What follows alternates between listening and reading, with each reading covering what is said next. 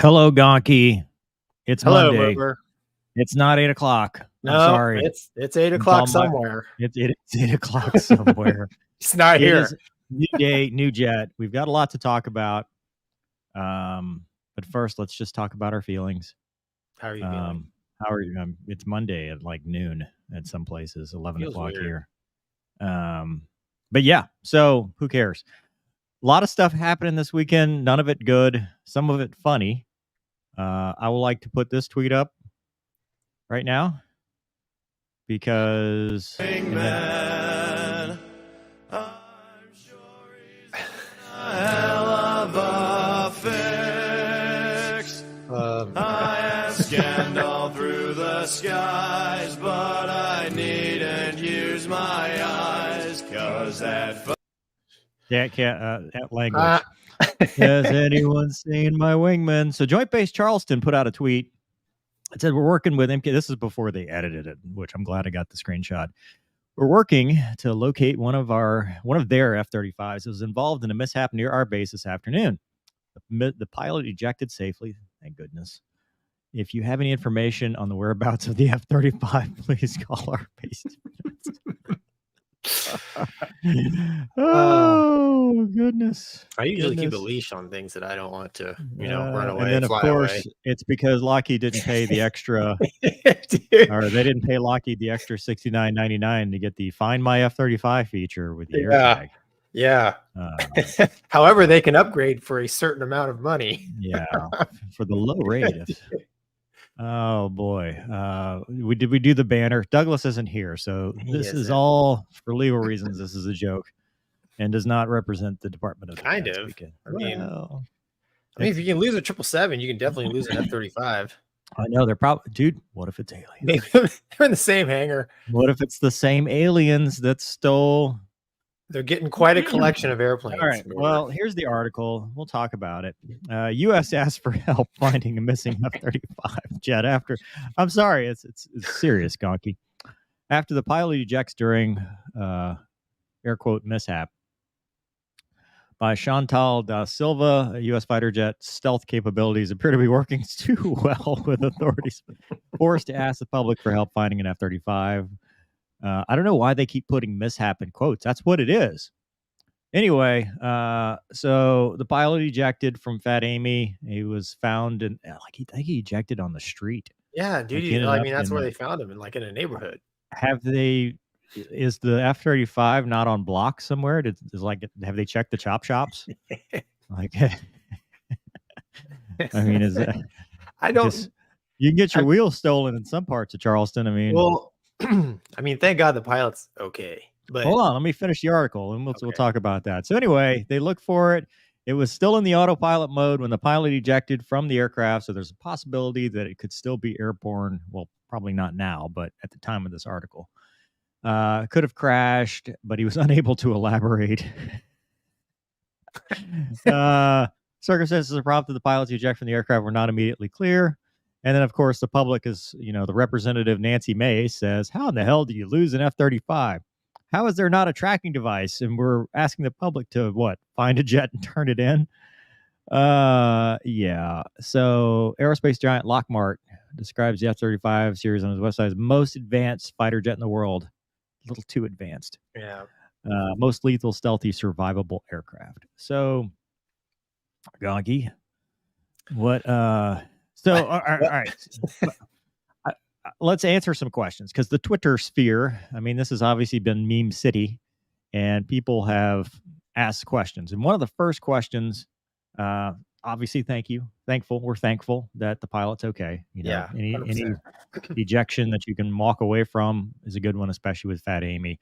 I still don't trust the whole ejecting through the canopy thing and with shards and everything. I think that's... Anyway, so we're grateful for that, and I'm sure it's going to be a while. Gonky, flying on a Sunday, is that a Wombat? Because I brought this up to Wombat, and he's like, yeah, dude, we flew on Sundays all the time. That's not really an Air Force thing. So Marines flying on Sunday, is that across country, or are they doing real work? Probably across country, like an RTB from maybe Key West or something. I wouldn't say we flew all the time on Sunday, but Beaufort, that is I'm pretty... Actually, I think that's where they have their B course or their RAG. and it didn't say. I think it was VenFat 5. Was it 501? Does it even say? Yeah. So I mean, could be a Could be a cross country return. instrument. Yeah, where they go out to get their instrument check. It is a thing. It's not super common, but it is a thing. So one of the biggest questions that comes up the first thing is, well, how come the wingman didn't chase it? And I will say we always talked about this, but sometimes we pay lip service to it, but it's probably one of the most important parts of the brief is RESCAP. So the rescue, combat air patrol, what happens, what do you do when one of your bros jumps out of the airplane? So we always used to talk about squawk talk Mark. So we'd squawk emergency as the wingman to let everybody know that's watching us that, hey, there's an emergency going on. Try to talk to the survivor, try to talk to outside agencies, bring other assets that might have more situational awareness, more fuel, whatever, bring them into the mix. And then mark the position of the survivor and or the wreckage, whatever the case may be. When your wingman jumps out, you are worried about your wingman. You are not chasing down a self-aware, morbidly obese Amy as it traverses the countryside. As it waddles across the country. Waddles across the country like a Chinese spy balloon. Like it's just not, that is not your prerogative. What I am surprised though, is that the alert. So Charleston, who would be sitting? That would be DC probably. So Virginia, right? Yeah. So Virginia, Charleston, South Carolina. So that'd be the Virginia Andrews guys. Who's sitting alert? Because that's who would probably be next up, unless they had another. And this is why I think cross country, because they might have, if it had been an LFE, there's probably other jets that are around. If it's not, and it's just this random two ship, then, now it's the alert jets that have to go find this thing. And I'm not saying it's impossible. I'm just saying it's tough when you don't know. Well, we're just like throwing stuff at the wall right now, but yeah, if they were coming back from across country, they'd have a transponder on. And I don't understand why ATC couldn't at least point them in the right direction. I mean, they got a radar. Yeah. So what happens? Gonky, you talked about, you've told this story before about the guy that ejected behind the boat and the jet kept flying. What happened in that situation? Yeah, he punched out. But he was within visual range. What's the story? Just retell the story, because I think people might not remember. Okay. I know. It's this didn't happen in my air wing, but it happened while I was flying the Hornet. Basically, one of the guys I went to flight school with was coming back at night from and he was in an older Hornet, so they had a LOX bottle. Liquid oxygen. So go ahead. Yeah, so he gets down, he's getting ready to come aboard the ship. He's like 7 or 10 miles out, something like that. He's down at 1,200 feet, gets the oxy low, and without in a LOX bottle, Jeff, you run out of oxygen. I mean, like you in the mask is secure to your face, like you can't breathe. So he reaches down to pull the emergency oxygen. He pulls the wrong handle and ejects himself. I know, not the preferred way to get out of an airplane, but so he accidentally ejects himself. Doesn't talk to anybody, and it's during nighttime, right? Case 3 ops, which is calm out anyways. And they see him coming, and the LSOs, he doesn't start descending. His airplane just flies right over the ship and actually does a appropriate slight little check turn over the ship, kind of like aligning itself with the angle, and then flies off. They can't raise him, so they launch the closest thing airborne was a Prowler. They join up on him, and it's at night. And they're trying to like flash lights and talk to this Hornet that's just flying by itself. And they can't. And it was actually one of the LSOs said, hey, I just kind of saw a random flash out there. It's just momentarily at about 7 or 10 miles. And they flew the rescue helicopter out there, and lo and behold, there he was. And the airplane was not on autopilot, but modern fighters, I'm sure the F-35 trims to 1G. So yeah, I think whether it was technically on autopilot, I mean, people are going to say it's on autopilot because the jets fly themselves. I mean, right? Yeah. Yeah, so I mean, the old Hornet just kept flying, and it eventually.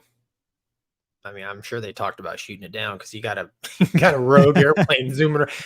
It was out in the middle of the ocean, so no one cares. But it eventually did crash into the water. But yeah, and he was fine. So, but trims to 1G. I mean, modern fighters, newer 4th gen, 5th gen fighters fly themselves. I mean, they do. They're autopilot all the time and this goes back to what we were talking about UPT 2.5, how the T-38 is not really representative because it doesn't fly itself. It would have just run into the ground.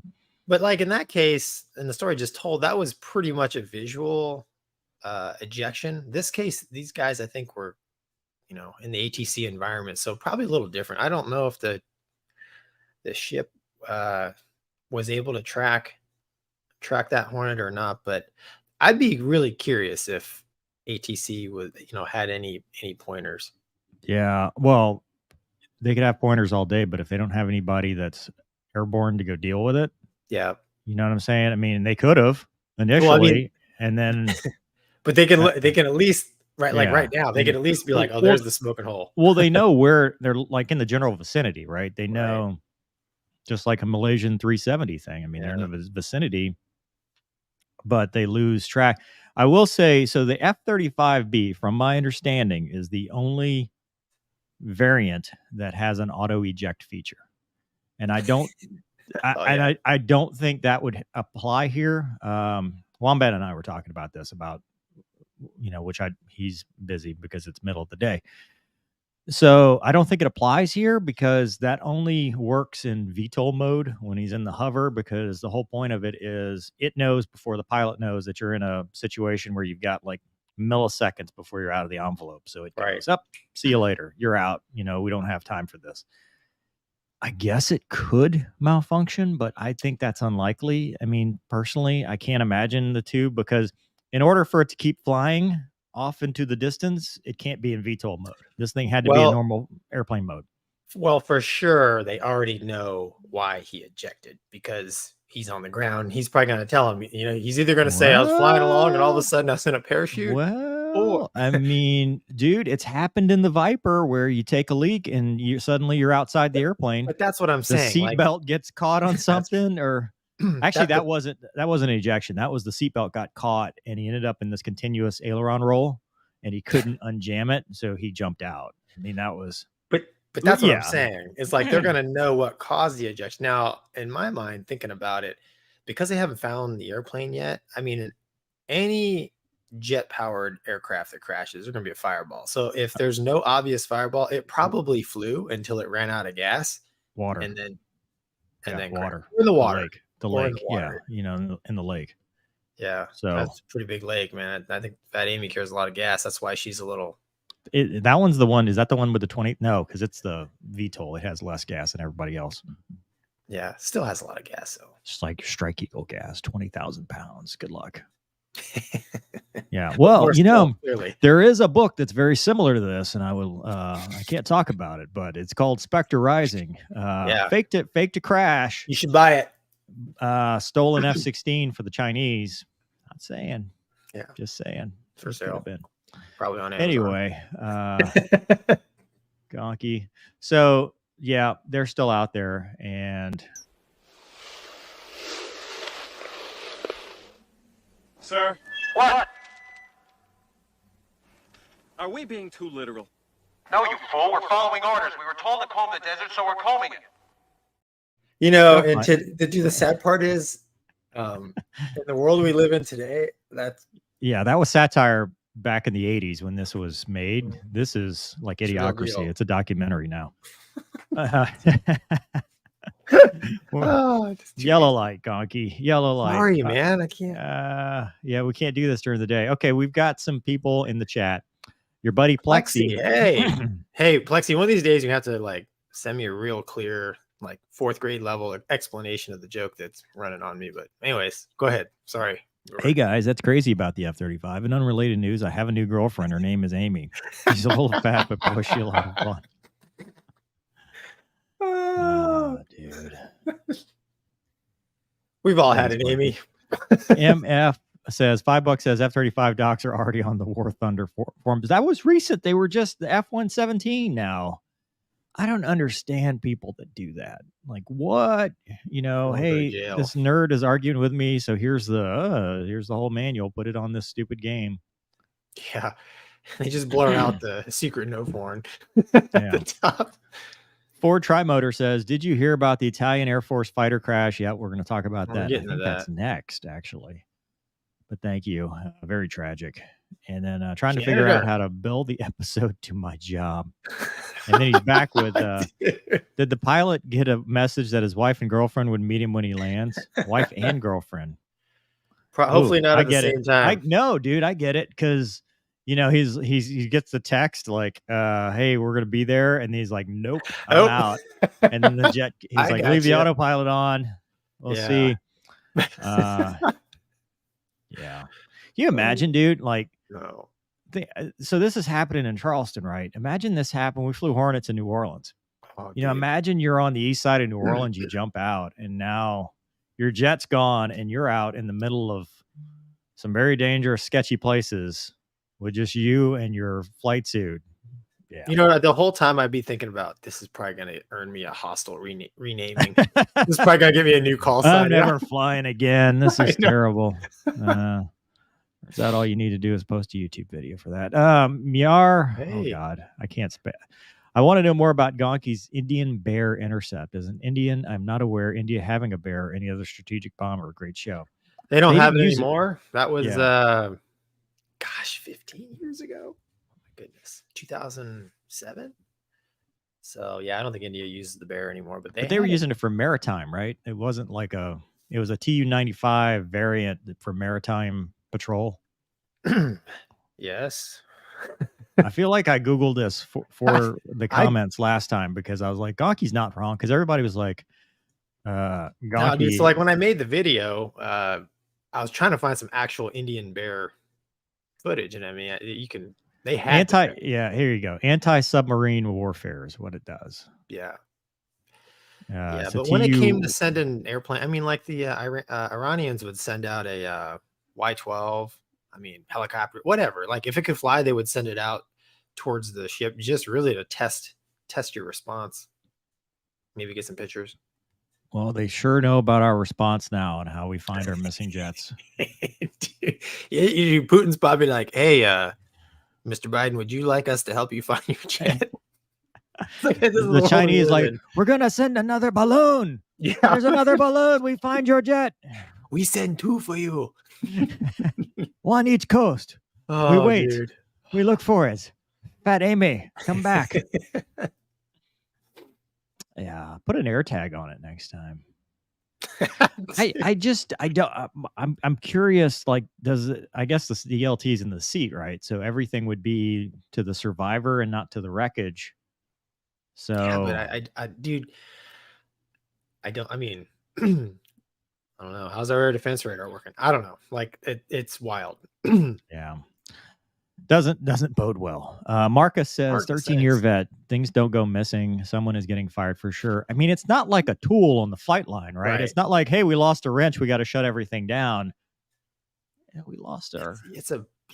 And it's not just any airplane. I mean, it's the expensive one. Yeah. Well, it's not a B2 at least. No. You lose one of those, and that's true. But still, I mean, the whole point is we don't lose. Dude, those. what if it time traveled? Like Final Countdown. What if the Tic Tac took it? Remember? I think it's the Tic Tac. I think that's how we get more views. Look, we're already up to 801. If we just Tic Tac. Yeah, aliens have abducted this for their own research purposes. It's that they're turning the frogs. No, that'll for sure get us some kind of context thing. All right, moving on. Something much sadder, if you will, is the MB339 crash. I don't have the article. I just have the video, but I thought we could look at it, so to speak. It's very sad. So this is the video of it. And here we go. Looks like they're doing.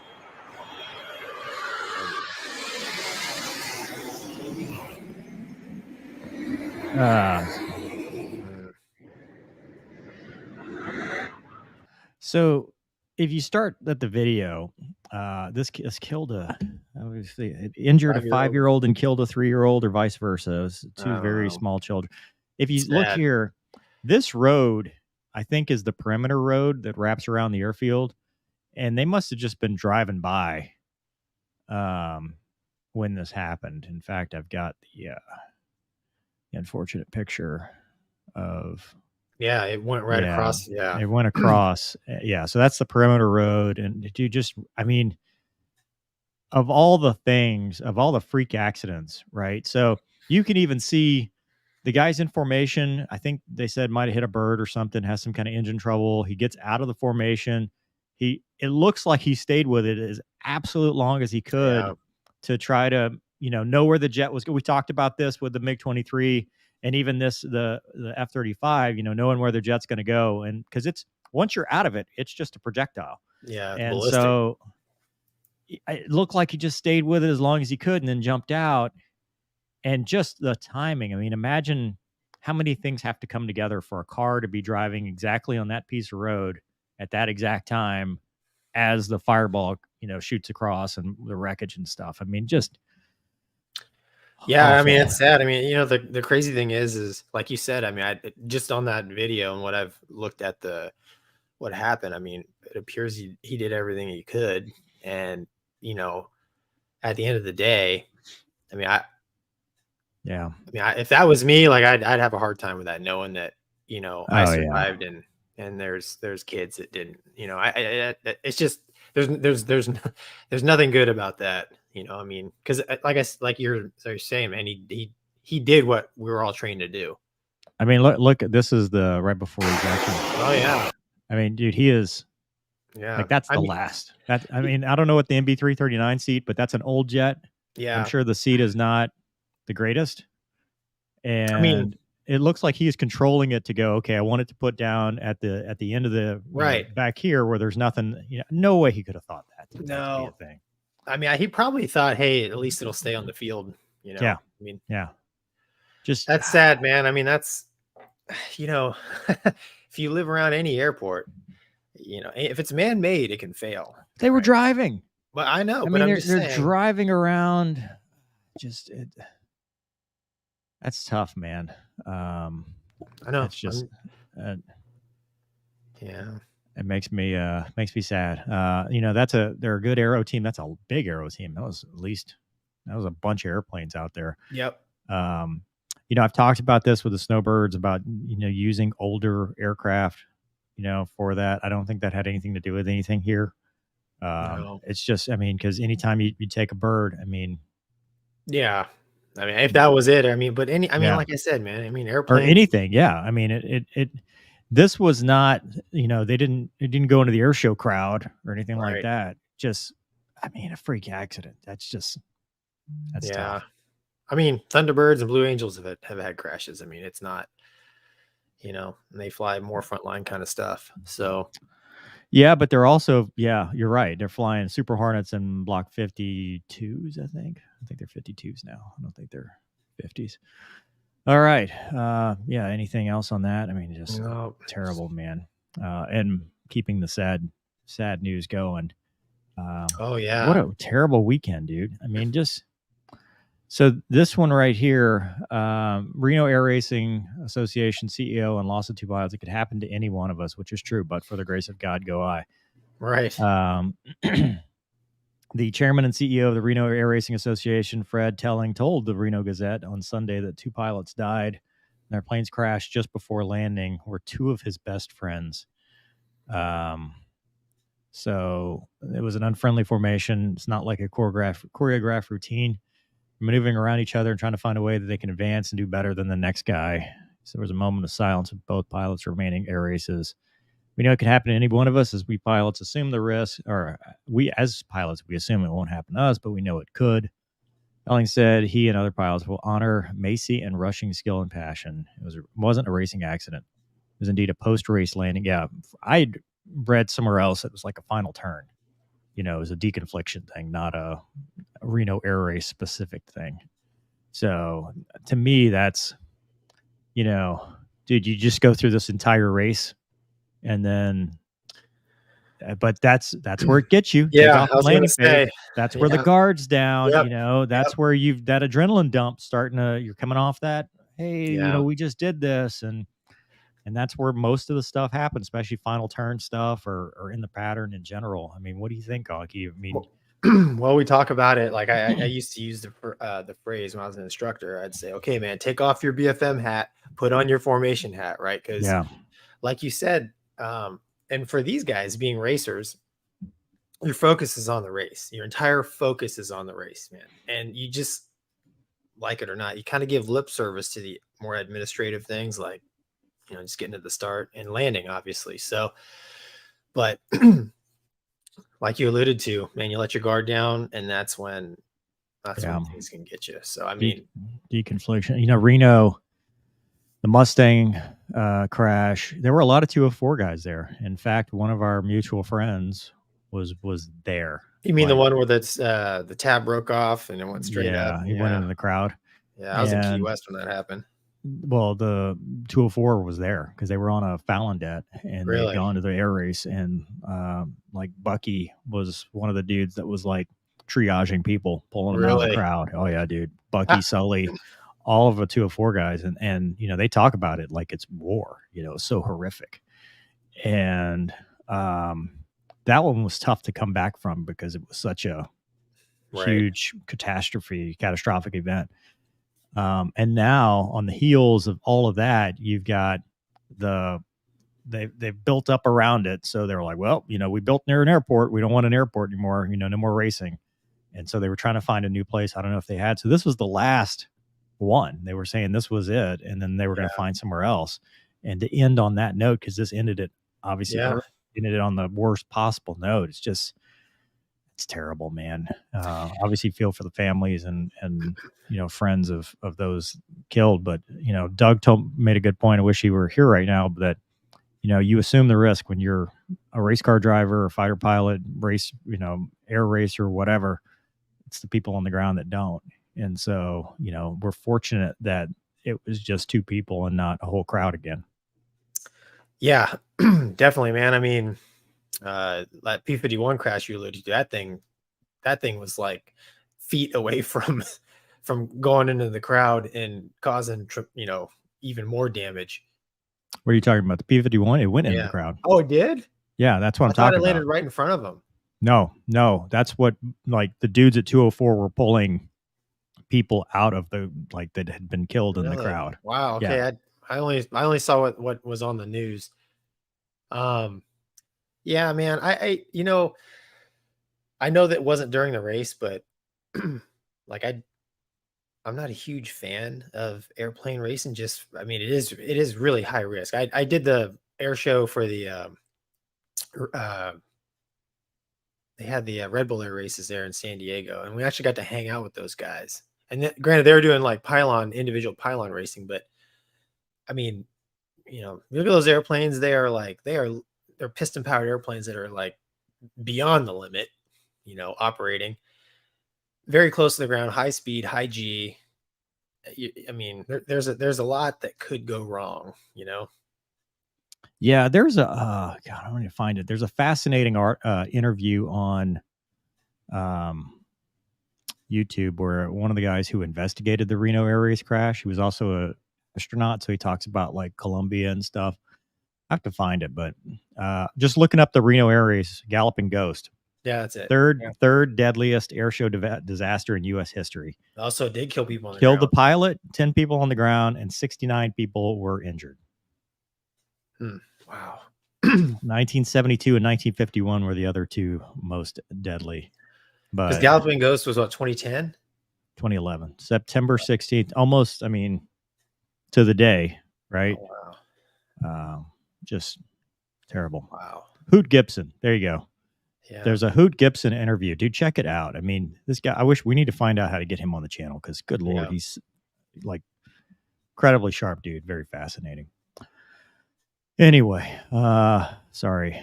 Do you have your RMAF thing? Yeah. You want to talk about we'll that? cheer it up a little bit. Let's see if I can do this. Let's, we got Greg there's $2. Thanks, Greg. Thanks, appreciate Greg. it. So Gonky, take it away. Share screen. Aha. Cope Taufan 2023 between the RMAF and PACAF. So it actually kicked off a couple days ago, but this picture is from 2014. And basically, this is exercise for the Malaysian Air Force and the US Air Force. I at first was super excited because obviously in 2014 they had Hawks, Raptors, Flankers, Eagles, Fulcrums, and Hornets. And it was pretty much, if you know, when I die and go to heaven, every day is going to be Cope Taufan 2014 for me because because you got to fight like just tons of cool airplanes. All the and jets, dude. Look at that Hornet with the the oh yeah, blacked had out oh, charcoal yeah. gray. Yeah, that was the paint job, man, because it was harder to see against the jungle. And look, if you notice how bad the MiG-29 smokes, that photo is not adjusted. Look they how smoke. massive the flanker is compared to everybody else. Dude, that's bigger than a Raptor. Yeah, And the Raptor's huge. It's bigger than an Eagle. Yeah, no, it's Good dude, Lord. it's massive. They parked one right next to. They parked one right next to the F-18 as a display when I first got there, and I walked up to the main gear tire, and it was like, it's like an airliner. Like an airliner. I'm like, what is this thing? No, but so the article, it just talks about, hey, we're doing this big exercise, for training, a bunch of propaganda. But, in 23, it looks like they're only bringing C-130s and F-16s from Osan. Is that right? So they'll get a little bit of dissimilar, but I think it's a bit of a wasted opportunity for the Air Force because, they don't have the Fulcrum anymore, but it's a great chance for pretty much any fast jet guy to get some experience fighting the flanker. Yeah, and you pointed out in the last episode, which I want to clarify, when the MKI fought, you talked about the paradigm shift where we realized it was much better than we thought. You were talking about Cope India. Yes. Not Red Flag, because somebody came as a comment. They're like, oh, no, Red Flag, they didn't do Cope India. Different, because I know what you're talking about. The early 2000s, Cope India was like, holy crap, we just learned a whole bunch of stuff that you guys do this. It's yeah. like, Whoops. Yeah. The Indian Air Force, those guys are, they're very, very sharp, and the RMAF guys are good too. But it's just, it's such a great opportunity that in 2014 they took full advantage of, because we just there in Butterworth there was Eagles, Raptors, Hawks, and Hornets, and it was just really fun, man, because you could you could go look at all the airplanes, and we were all there, we were all talking, and it was just a good, it was good, like a big ready room experience. You learn so much, obviously for the RMAF, it was huge, right? Because the Raptor was there. That was their first experience, fighting a 5th gen airplane. That was almost 10 years ago. And then, the Eagle, it was, I just remember like coming out of my office, for a lunch break, and like into the break, and like the Malaysian break is really cool, but into the break is a Hornet. What is the Malaysian break? The Malaysian shit hot. They what we would request is low level running in and pitch, I think is what we would say, and it was 100 feet subsonic. You could say all those words in the same sequence. Low level running in and pitch. I usually the radios were the Wizzo's job, but okay. I want the low level running in and pitch. Dude, that's a t-shirt. It's a that's Gonky's next t-shirt. Yeah. Sorry, go ahead. You come in at 100 feet subsonic, and so we took the Raptor footage I have, so we went out and fought this Raptor, and it's so funny in the brief. I can't remember the guy's name. Great dude. This is a Hawaii Guard guy. He's like, hey, listen, on the way back, if I lead us into the break, I got to do the Air Force thing, which is like super lame. He's like, but if you lead me into the break, I'm just your wingman. And I'm like, oh, got it. And so we brought him in at 100 feet, 500 something knots. Those guys, boom, into the break. And what's funny is that went on for about 4 days. And then the Raptor hit a bird down low. And that was it. The guy there was like, no more. Hitting birds is not a because it did a bunch. It damaged yellow, and of course they were. When they're in the jungle, it's like, well, we can't fix this thing. But but it was a tremendous experience, man. I mean, for any everybody. Dissimilar is a good experience. I mean, the fact that just seeing what the other, like, hey, we're doing it this way, and we don't. That's my biggest beef with with DOD, man. Like I spent my entire career in the Navy studying the MiG-29 and the flanker, primarily how to fight them and beat them. Never actually got to fight them until I quit the Navy, joined Boeing, and went overseas as a civilian. Then I actually got to fight them. And then you have just, the experience I have there would be invaluable. God forbid we ever get into a real engagement, fighting real. 100%. Because I learned real quick fighting a flanker. I'm like, you lag BFM's great, not against a flanker. It's all about the nose. Dude, nose position, dude. Shoot first and ask questions later. Yeah. So that's a whole video by itself, Gonky. You could talk about. Yeah, no, dude. But hey, hope those guys over there, the F-16 Bubbas, they're gonna have a lot of fun fighting the flanker. And flanker guys, they're gonna like fighting the F-16, especially they enjoy fighting any American because they hold us in high regard. So that's awesome. It's gonna be awesome. Hopefully they get some good GoPro footage. Share it. That's my plug. But not on YouTube. Share it with me. It's funny you talk about going into the break because there was a guy in my old squadron in the Viper, and I'm just a lieutenant. I'm sitting here listening. He's like, "Yeah, first time I went to the Hornet, they did this thing called a carrier break," and so he's like, "Oh, I'm gonna lead you back," and he said I wasn't paying attention. The guy just kissed me off, and I was like, "What are you?" He's like, "I'm confused because of the kiss off part," and then all of a sudden I roll and pull. I'm doing 9Gs, and I'm like, "Oh God, what?" Because it was 550, 450, and the Viper will just, you go to the limiter and it's a 9G pull versus the Hornet will give you 7.5, maybe 8. It won't bleed as fast, will it? The Viper? Yeah. No, dude. It depends on what you do with your throttle. I mean, if you go idle, it'll bleed down. But if you were in burner at 800 feet, dude, you'd be accelerating and it would hurt so bad. Well, dude, even in F-18, you come back light on the gas, dude. If you're doing 450 knots and you leave the blower in, you're not slowing down. Oh no! You don't want to do those things.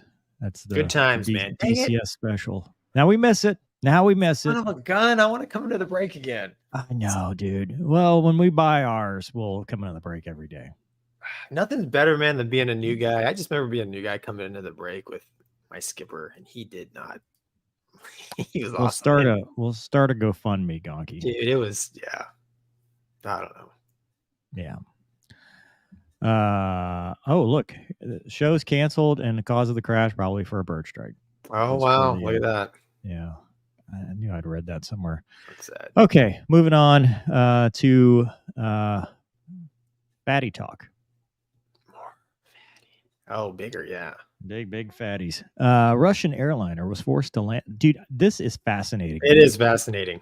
A Russian airliner carrying 170 people was forced to crash land in a field after hydraulic failure. I'm going to ask you about this. You just finished all your training. Annual check. Tell me all this stuff.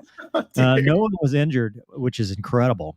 Which left the Ural Airlines Airbus A320 stranded next to a forest in this region of Siberia. He said he selected the landing site after the jet's hydraulic systems failed while approaching Omsk. He said, dude, I don't know Russian. I'm sorry. I never learned Russian because I like freedom. The incident sparked denials from the airline that it was unable to service its planes due to sanctions on Russia. Pictures show the airplane stranded in an open field, doors open. It was said that the unscheduled landing happened in the early hours of Tuesday. It added the landing point had been selected from the air. He said it was investigating the emergency landing. Catastrophic failure of the airplane's hydraulic systems can lead to a loss of flight control. There was backup systems, 3 hydraulic systems, 1 electric. Gonky, there's a quiz later.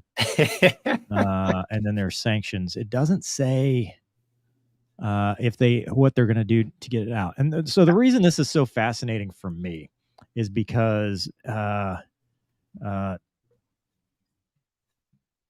it up right now. So if you've watched my flight, TACA Flight 110, TACA, So back in the Oh yeah, they're in New Orleans.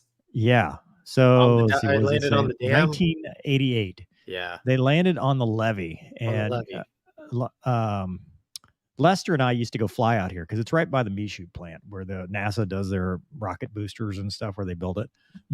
And this thing landed, engine out, landed, and dude, they just lightened it up, flew it out. Yeah, Like once it was done, they lightened it up, flew it out, and this guy, I think he just retired recently. Like there was this big thing about him retiring, but it's fascinating landing this thing. Gonky, as an experienced professional, recently recurrent Airbus pilot, barely. Keep going. what are you thinking here, bud? Well, what I heard was his hydraulic failure led to some sort of predicament where he thought he didn't have enough fuel to make it. So maybe I don't know. Maybe the slats were stuck down, or I don't know. Maybe the gear was down. Something, and that's why he put it. Oh, so like, hey, so everything's out. I've got so much drag, I can't make it anywhere. I have to put this thing down before I flame out. Pure rumor, speculation, but that's what I heard when I was down at training. We were all because the joke was like, "Hey, you think they're going to throw a soft field landing on the on the profile this year?" It's like, dude. So, I mean, wow. Yeah, I mean, that's a that's 160,000-pound airplane landing in soft field. Like dude, I would get nervous landing a helicopter in a field like this, much less an A320. I mean, I've landed the biggest airplane I've ever landed on a grass strip is probably a Seminole, and it's a light twin. And I just remember, I remember, like you said, feeling a little bit like, man, I hope the ground is not too soft, and you're bouncing around and stuff. But what we have proven here is that the Airbus, if it needs to land in the water, no big deal. If it needs to land in a farmer's field, no big deal. Well, okay. So does that mean we don't need airports anymore and we can start diversifying where we have our service? I'm certain, dude, that Airbus she ain't flying out of there. So what do you do? How do you get the thing out? Dude, it's Russia. They're gonna bring out some generators and make it into a hotel. It's like, it's just there now. It's just there, dude. Okay. Yeah. I mean, because look at it plowed. It's not. I mean, I'll bring it back here. Yeah, so we can take I don't think it's. I could be wrong, but that looks like it. Dude, really, that was muddy, soft. Yeah, I mean, just amazing. And it's you said Siberia. I mean, dude, it's about to become a popsicle. Yeah. What's shocking is the airplane completely stayed together. I mean, all the major parts. I mean, as we'll see here in a minute, if you land a 7.3 slightly hard, the freaking gear goes through the wing. But yes. But Skybus, dude, you can crush that thing in a Russian farmer's field, and she just keeps going. Yeah, I don't have that report pulled up, Gonky. So sorry. Well, while we're on the fatty topic, because I won't make it another topic. Basically, what they said was it landed at 1.7 Gs, which is not too hard.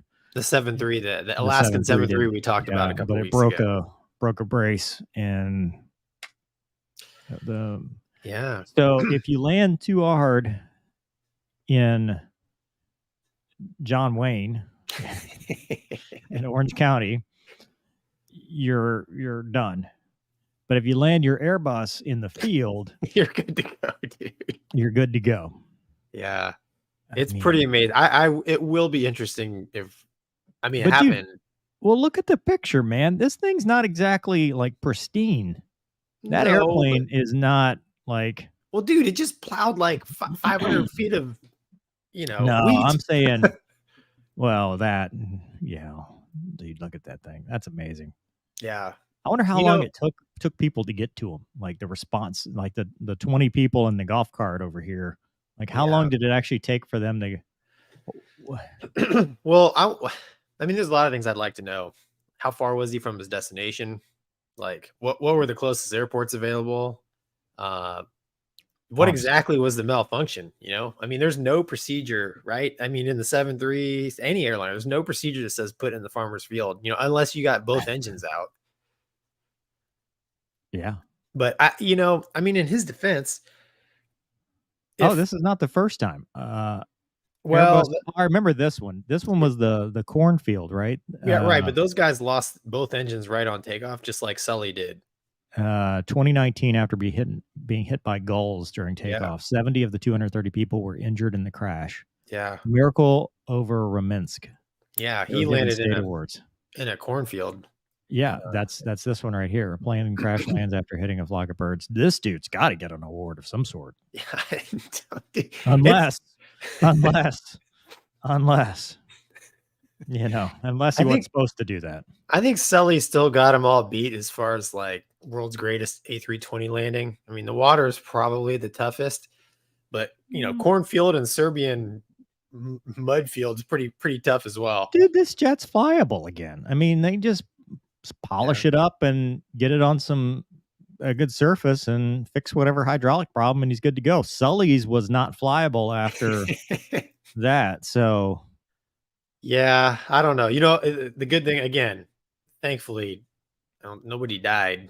Yeah, and everybody walked away. I mean, yeah. that's the important thing. I mean, so hey, you know, at the end of the day, at least the captain, you know, got everybody out alive. Yeah, I don't even think you would have needed the slides, to be honest with you. They could have just walked out and got on air stairs. The mud was soft enough. You just jump right in. You just jump out. It's fine. Oh, dude. Yeah. So let's see. We're not. Thank you, Mark, for Thanks, Mark. your donation to us. Thank you, Theo. Thank you. I don't know what AED is, but thank you. Guardsmith. Guardsmith, here's a donation towards your impending jet purchase. Love you guys. Keep up the great work. We'll be on a Gonky, payment program for sure. Yeah.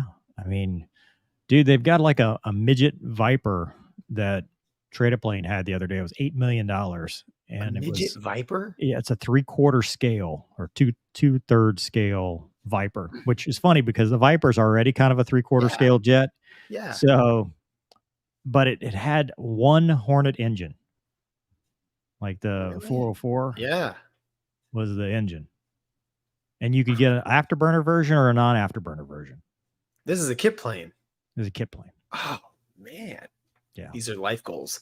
Yeah. Actually, the life goal is just to get the real Viper. Well, you know, yeah. At $8 million, dude, get something. Get a T-38. Get an A4. Get something, you know. Yeah. Unless you guys are watching and want to donate one to the channel for advertising purposes, then I'll take it.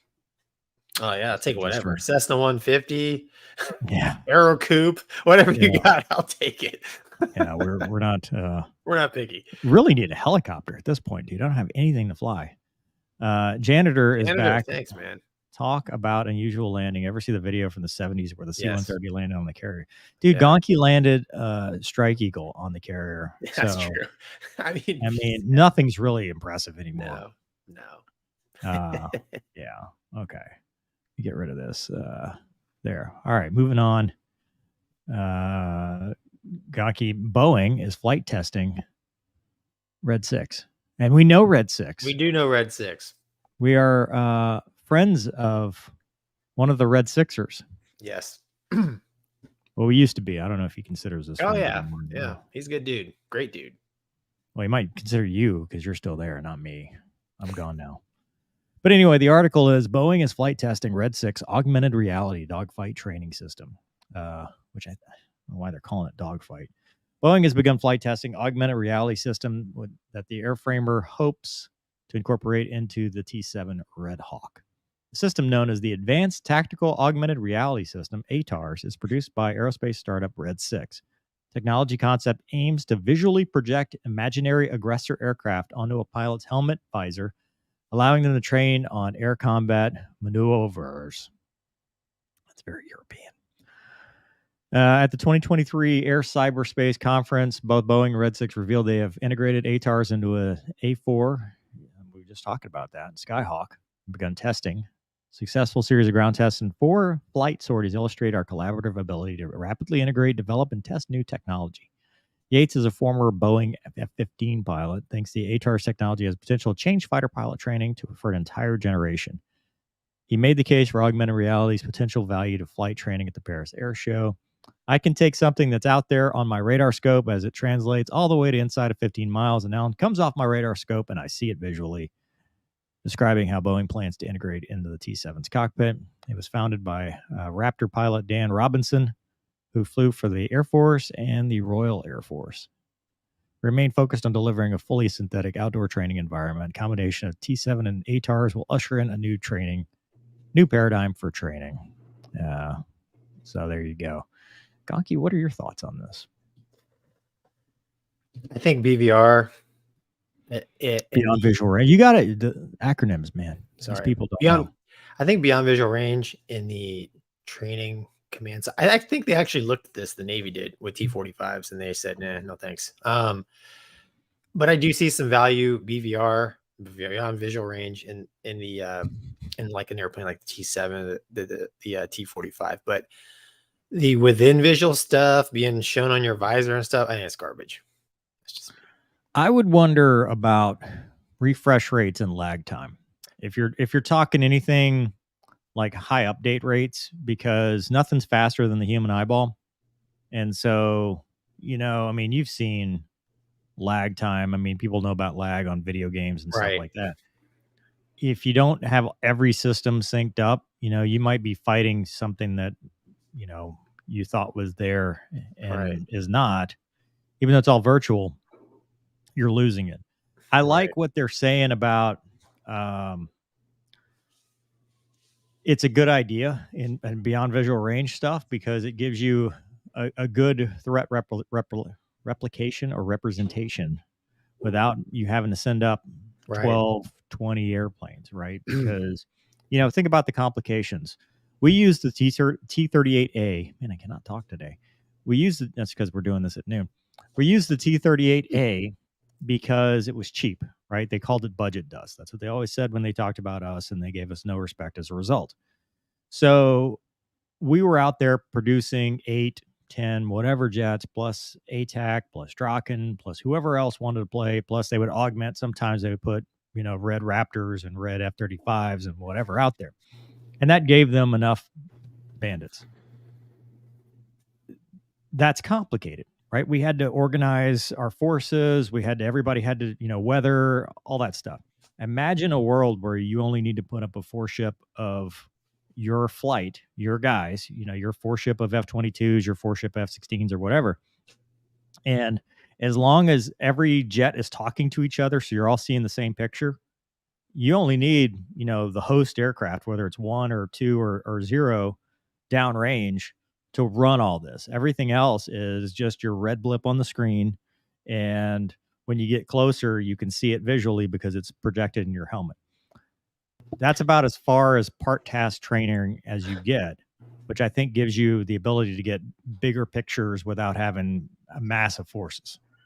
Well, I mean, yeah, I get that. But the problem is that's where all your experience is made. Okay. So like, if you want to use this tool as an introduction tool, I think it's good. But, when it comes time to actually hammer down on real life, so it's removing the human aspect out of it. Well, guess what? War is fought with humans as of now. Maybe in the future they're not.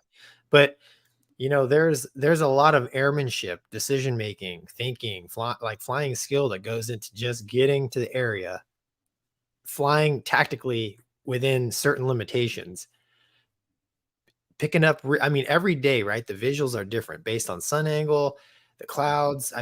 There's so many things that some days I can pick up a tally at almost 20 miles. Some days they can be like 3 feet from my windscreen. I cannot see them, right? Contrails. Contrails too. Yeah, exactly. So there are so many variables out there, not only in the tactical environment, but in the administrative phases of flight, just getting even the whole briefing part of it, right? As much as we hate to sit there and listen to words, the deconfliction and the you know what I'm saying? There's so much there that that they're trying to bypass. And I think that's fine early on as a stepping stone. But I think like fleet level, you can't replace the real thing, man. I mean, you can get close, but I don't think you can replace it. So, you know, in my mind, how close can you get like before, what's the rate of return basically? Is the flight hour so crazy expensive it's not worth that extra little bit?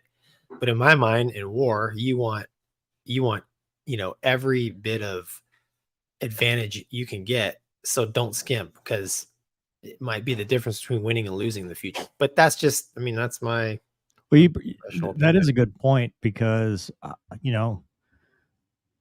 I think some of the best training that I've gotten, non-traditionally, I think cross countries are one of them. I look back at cross countries and think, man, that's where I got a lot of good airmanship, being alone and unafraid, and got to explore the systems in a non-tactical environment. But also when you were Red Air, so we spent a large chunk of our careers as professional Red Air, where that's all we do. We know the tactics, we know the threats. We go out there, we replicate whatever we need to.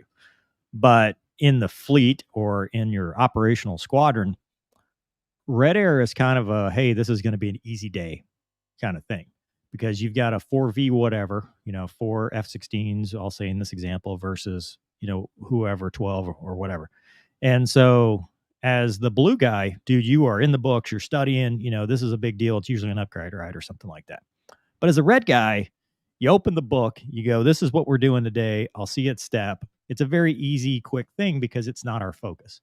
But I will tell you, as the red guy, where you're not cuffed by the debrief anymore, you are now learning a lot, because you're seeing both sides of the picture, because you're seeing, hey, I know what he's supposed to be doing. I know what I'm doing. So I know the answer. It's like you're quizzing your buddy. I know what's happening. I know what he's supposed to do. I know what we're actually doing. And I know what SA they have, and they didn't do what they were supposed to, or they did it. And so me as an observer, I'm learning a ton, even though I'm not manipulating. I'm still using the radar. I'm still doing all these things. So I agree with you in that even when you're not directly training, there's value in just putting a jet in the air and doing it. Dude, so like the perfect example, I talked about it earlier. I spent 10 years studying the MiG-29 and the flanker. Yep. I played them in video games, even, back then, DCS. 12, 15 years ago. I will tell you, the first time I merged with a real MiG-29, the first time I merged with a real flanker, it's different. Yeah. Like I can't. The shock factor, just the shock factor. I mean, the first time I saw a Raptor, you're like, yeah. I mean, it gives you that little bit of a adrenaline dump. Exactly. And same thing, like any naval aviator will tell you, the first time you go to the boat, because they're, we practice it in the sim, we practice it in the field. Yeah. But when we go to the actual boat, it's different. And you just can't, you can't replicate. At least we can't now, at least with the technology we have. Now, I don't know, Red 6, I mean, like Mover said, we know at least one of the guys there, and he's just super smart. I don't know the level of technology that they're using, but I seriously doubt it can take the place of actual experiences. I think it's fantastic for initial training to kind of get your head wrapped around, oh, this is what a lot of airplanes look like, beyond visual range. But dude, so as with everything else, unintended consequences, right? So sometimes you get stuff out of stuff you never intended. And by that, I mean, all this is trons. The jets have to talk to each other in order for the picture to make sense. The jets have to talk to the visor. So is there now a way that you can tron this and making the enemy think something that's not? Like, can you develop this technology into something more advanced as you go, to where it's not a training tool, it's an offensive or defensive weapon? So, I love the development of it. I do think that there's a lot of value in what they're doing. And I agree with you that there's no replacement for reps. And one of the things I liked, which we didn't have a whole lot of access to when I was down at Homestead, was 4-ship linked simulators. Because I agree with you, hey, nothing beats the APU start and all that stuff that you have to do to get to the airspace, and then that airmanship of staying in the airspace and all that stuff, because you're gonna have to deal with that. But for just pure repetition, getting in a simulator where they start you out in the cap in the combat air patrol, in the orbit, and your jet's already loaded, the enemies are already downrange, you're already connected to your other 3 buddies in the sim, and you're just practicing, going downrange, doing your tactics, coming back, picture clean. Just reset the sim. Repetitions like that are great for muscle memory. Oh yeah, we did tons of that in the Navy at the RAG. All 4 linked up. I mean, you're right. Yeah. It's super valuable, man. Because guess what, too? If things go sideways, you go, hey, pause it, and he stops. Well, and also too, as opposed to in the air, where sometimes we have to come back to the debrief to assess, your sim turns red. When you die, you get the red sim, and you're like, it's not moving. What's going on? It gives you that immediate feedback of, okay, I don't want to do that. Okay, and the sim weapons replicate you're not looking at tables or all that stuff, trying to remember. It's like, it's programmed. He shot me at this range at this time and I died, or I shot him and he died, or whatever the case may be. So I do think there's a mix of both.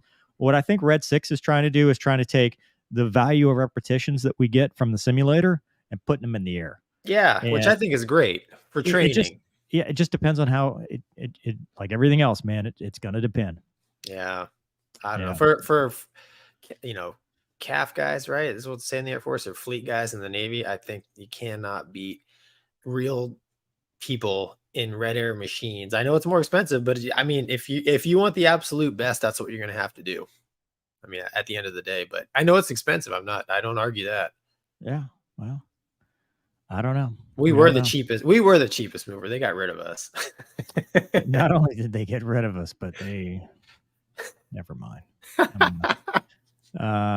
Moving on, back to, is there a USN carrier capable jet that has anti-submarine capability? Used to be the S3, right? That was used to be the S3, and now I think the helicopter took its role. I mean, I guess if you could see it, you could drop bombs on it with a Hornet or Super Hornet, or an F-35. But I mean, that's why the carrier is part of a battle group. The battle group's got all kinds of stuff to handle. Well, now they're doing it with the P8, right? That's the latest thing. Yep. Below the waterline, people make fun of LARPers, but that's 3/4 of military training. Oh, it's more than that. It's more than 3/4. It's like all of it. LARPers are people that pretend, Gonky. Yeah. I see the wheel turning here. Live action role play is what it's. I don't want to get in trouble. Thanks, man. Thank you, but next. And then George, $20 is $20. Thanks, George. Appreciate it. All right. Moving on to I can't get rid of this comment. Dude, we're lost without Douglas, I tell you what. Oh, yep. Covered. All right, dude. Ooh. So in the last, this is kind of like some academics here. Unclassified for sure, if I can share the screen correctly. So I thought we would talk about the MiG-31, and the reason specifically for this aircraft, and maybe we'll start talking about, we'll do like a little section on various quote unquote enemy fighters as we go, because last time we did, what video was that? It was the Su-35 versus the Viper. Somebody said all the Vipers are going to get shot down because the MiG-31's out there shooting hypersonic missiles and no can defend. It's the thing. So I was like, well, let me look at this, because the last time I had looked at a MiG-31, it was kind of a joke. Like, it wasn't something that I was real worried about as a fighter pilot, because it wasn't made for me. As a Viper guy, I'm like, okay, well, BVR, not a big deal. If I have to turn with it, really not a big deal. I'm not really scared. So I went and looked, and I just picked a random article and thought we can talk about just some of it. Have you ever fought one or experienced one at all? No, sir. All right, so it is a long-range, two-seat supersonic interceptor aircraft offered by the Russian Aircraft Corporation, previously MiG, for the Russian and Kazakhstan Air Forces. It started its life in 1975. It was a VFR and IFR day and night, capable with the first Soviet fighter to have true look-down, shoot-down capability. There's more than 500. They were in Syria. They developed it. It was unable to, the MiG-25 couldn't fly at low altitude, so they were like, hey, let's build this thing. The design is welded nickel steel, titanium, aluminum alloy, and 2% composites. It's kind of like a big girl. You know what I'm saying? She can land in a field, no problem. Yeah. Mini variants. They've been used to train astronauts, conduct research. They have commercial satellite launch variants, upper atmosphere, space tourism, all kind of stuff. MiG-31E is an advanced version of the MiG-31. And then the E has a phased array radar. So that's pretty darn cool. I think the MiG-31 was the first fighter to have an ESA. Yeah, I think it's passive, PISA, passive electronically scanned versus active. So the MiG-31M, it upgraded with a number of CRTs and increased number of missiles. Still high-speed, multifunctional, long-range fighter aircraft, can destroy air and ground targets. It has a HOTAS now, which, if you know anything about Russian fighters, historically they do not. They're not very HOTAS or user-friendly. Let's hide the switches in the cockpit. Yeah. I mean, so it had an anti-satellite missile developed as part of the U.S. ASAT program. Large single missile beneath its fuselage. And then 2 MiG-31 Bravo Mikes entered in 2019. Multi-mode radar, HOTAS, controls, multifunction display. It's got a Wizzo. What does a Russian Wizzo do? A Rizzo. No, I'm kidding. All right, so this is where we get into kind of the meat and potatoes of this thing. Gonky, do you, when they translate, I always have trouble with this. When they translate to Vempel R33, do you have to go Google it and be like, oh yeah, well, what is the NATO? Because all the DCS people, everybody's like, it's an R33. I'm like, I have no idea what that is. Tell me that in NATO terms, dude. Even the real stuff, like what? They change it from like this is what the Russians call it, this is what the Chinese call it. This I'm like, dude. Yeah. All right, so that's a semi-active radar homing missile. Used to take out the Bone, the B-52, and the SR-71. It has 4 short-range R-60 MK missiles and 2 Biznavat R-40 TD1 medium-range missiles, a 6-barrel 30 Mike internal cannon with 800 rounds. That's, dude, 800 rounds. This is a big airplane, though, man. If she can carry the rounds. Yeah. Okay. Well, 10,000 rounds a minute. It can accommodate the Adder. I know that one. AA-12. That's one we know. Finally. Saying a thing. And then the AS-17 Krypton anti-radiation missile. So the radar is the flash dance, operates from the rear cockpit by the Wizzo. It can scan 200 kilometers, which is about 100 nautical miles-ish. Don't check my math on that. But it's a fixed antenna that can be moved electronically. Electronic steering of the radar beam is much faster and accurate than mechanical steering. And it's got electronic countermeasures. It also has an ERST, which is pretty Russian standard. Track wall scan, ERST, RWR, all that stuff. Supersonic aircraft. And that's the big thing, is it can go low altitude, Mach 1.2, or fly high, fast, do good work. And so really what people keep bringing up is because this has been like the star of the Ukraine war, the R-37, aka the AA-13 Arrow. And if you look at it, it says right there, the AIM-54 Phoenix. It's hypersonic, dude. And which made me think, well, what's hypersonic mean? And I guess the technical definition is anything over Mach 5. So that's why it's a bigger deal than like an AMRAAM or something like that, which is not quite that fast. But here's what I'll say. That's great, but you're not shooting down fighters at 100 miles with this thing. You just, unless they're unaware, you don't have the energy Well, to dude, so do we it. used to make fun of the Tomcat guys, right? Yeah. Right? They're like, "Oh, the Tom, he shit, whatever." It's like 100 miles. And we're like, "Dude, yeah, but if I maneuver more than 3 degrees, it's not gonna Yeah. hit." And he's like, "You're missing the point, dude. We're targeting and shooting things like other targets that don't even know they're targeted yet." Yeah. And I'm like, "Valid." Yeah. I mean, so it's designed to shoot down your AWACS and your tankers, Yeah. your support assets that are back behind the, Right. the enemy lines kind of deal. The Vipers aren't going to have a problem with this unless they're just totally unaware. Well, dude, if you look at the MiG-31, it's actually I mean, I don't know, my opinion, it's an excellent design for what it's designed for, right? It's designed to fly low and fast or really high and fast and shoot down large targets. And I mean, I can't speak for F-16, but MiG-31 up in the 50s doing Mach 2. I mean, you're Yeah. not intercepting a MiG-31 and an F-18. I mean, Right. it'd be like, hey, as he goes zooming by it like twice. I can't get the turn. You got to start your turn at 25 miles because Yeah. Yeah, You might, if you take the picture at the right time. Yeah, there's a MiG-31. There he is. He's gone. So like it is that's an interceptor, right? So I mean, now MiG-31, don't come down in the 20s and get in a turning fight with me because you're gonna lose big time.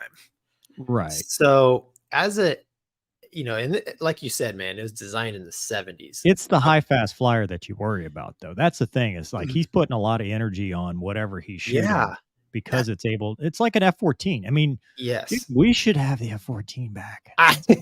Tomcats. Tomcats. I volunteer to fly the F-14 Echo. Right. Well, single seat variant.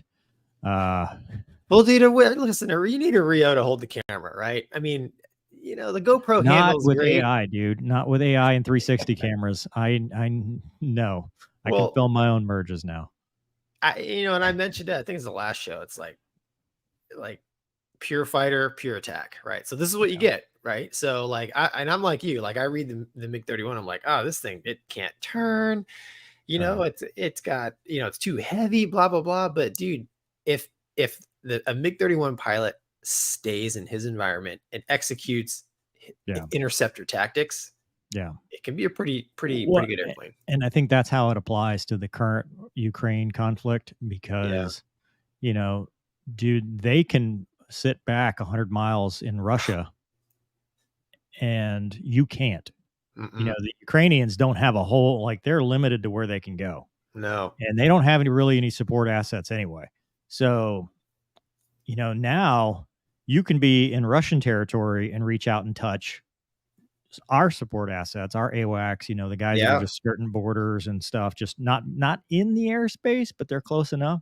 That's where the threat is. It's not necessarily that you've got this, high maneuverability missile that no can defend. Right. That's for closer in. This is just for you're unaware. It's like the SA-5. It's not. You're not going to get the big telephone pole that it's not for you. But if you don't know about it, it could make you have a very bad day. Well, if you read there's some really great stories about the Iranians using the Tomcat against the Iraqis. And that's exactly because the Tomcat had the big radar and the big stick, and they would hang back and lay waste. But like you said, you gotta. I mean, it's a very specific tool, right? And you got to use it as such. I mean, it's not ideally, and this is where I'm definitely don't want to get anything that's going to put us in jail. Ideally, you would have a maneuverable missile that can go long ranges that cannot be outmaneuvered like this. So this is the AIM-54 where you can outmaneuver it. Ideally, where I would be worried is if you had, the AIM-120 ski that could do these kind of ranges, and in-game energy is still high. Well, I wonder. Okay, what if they shoot me at 50 miles? I mean, can it turn then? I don't know. I don't think it can. I mean, if you look at, I don't think it's not a turning missile. No, it's made for big targets. Yeah, it's not a turning missile. So that's why it's not. because if they get inside that 50 miles, they're now they're talking a different of their inventory. Right. But still something you worry about. I mean, Yeah. or Yeah. you don't worry about it, you take it seriously. I guess that's the thing. You always take everything seriously and make sure that you're not. You have to, man. I mean, like I said, the MiG-31, if the operator is crazy and comes down into the 20s and thinks he's going to get in a phone booth with an F-16 or an F-18, it ain't going to work. But you got to know, man's got to know his limitations. I am surprised that they have upgraded this. When I was reading about it, I mean, it's still being used. But that's what they have to do. I mean, if people like this. But they're saying that about the Eagle. They're like, I can't believe the Americans are still using the Eagle. Yeah. Well, and that was my argument about the Viper. I don't think we should have stopped producing the Vipers because I think you need the jack of all trades in large numbers as well as the specialist. You need the day one of the war jets and you need the day 69 or 690 day war, day of the war jets. Well, I would argue that the Hornet and the Viper, because they're basically they're designed for the same job, which is basically a light attack airplane with really good self-protect ability. That's really what they are. They're not really, they're not really interceptors, right. They're not really A-10s, right? But they can carry a bomb load in and successfully defend themselves if needed. And that self-escort strike. Yeah. Self-escort. That's self-escort exactly strike. Right. Yeah. Yeah. Well, cool. Nice to have real fighters though, and real A-10s, right? That's why the Eagle and the A-10 are still here for now. But dude, they're both from before we were born. I mean, the early 70s, man. Everything is before I mean, even. Yeah. All right. Moving on. Let's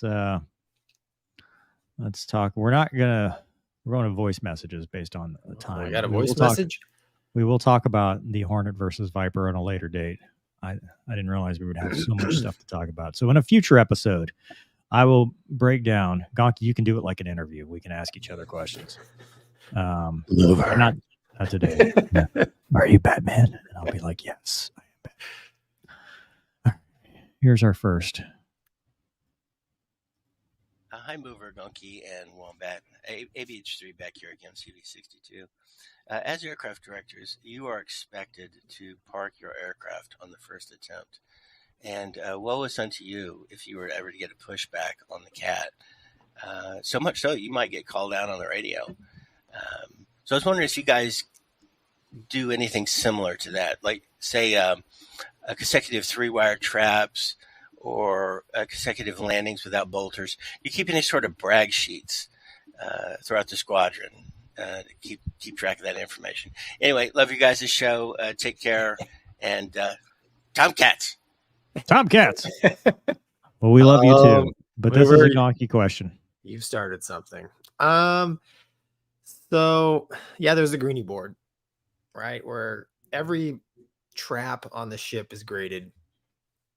After every landing, like before you debrief, actually, you get your quick debrief from the LSO. And I was taught very early on, like, you get your ass up out of the seat, put down your cheeseburger, stand in front of the LSO and take your pass like a man. I mean, literally, that's what I was told. And I was like, okay. And that's how literally everybody does it. And you never argue with them, even though they're wrong sometimes. That being said, believe it or not, my fleet squadron, we didn't have a greenie board in the squadron. What? So yeah, crazy. I know we didn't have one.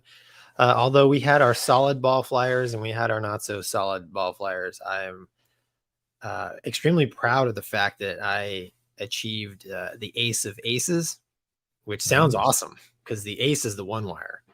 And when you catch the 1-wire, you get a no grade, which is like getting a D. So I tagged 5 of those bad boys in a row. And which is actually, everyone's like, you're super close to hitting the back of the ship kind of thing. But I bypassed that good wire. So Air Force guy, that's frowned upon, right? You're not supposed to hit the back of the ship. No. And I'm like, yeah, I'm just that good, dude. I'm not going to pass up. Just checking. But But yeah, so much so that on my 6th attempt to grab the one wire, I'll never forget it.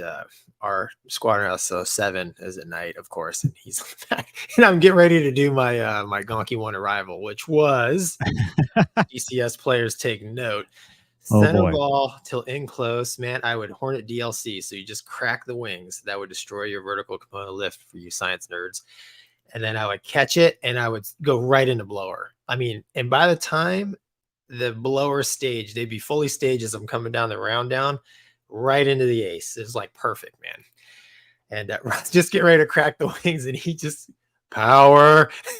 And like, you know, as a naval aviator, you're trained, like your left hand only listens to the voice. And so like I immediately give it a big shot of power. And I think I got a 3-wire, something lame, right?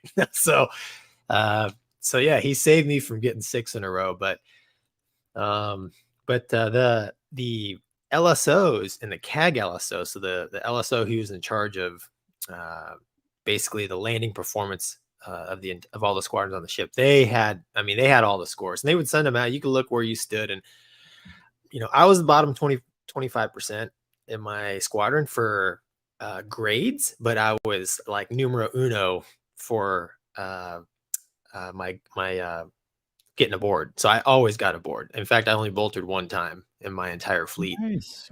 I take that back.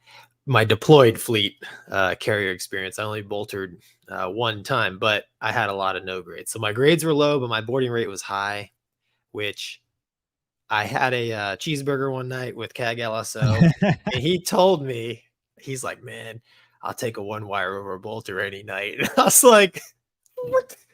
You guys are okay. Yeah. So yeah, but yeah, man. So that's kind of a long story to answer your question, but you want to hear the Air Force version of that? Boats are dumb.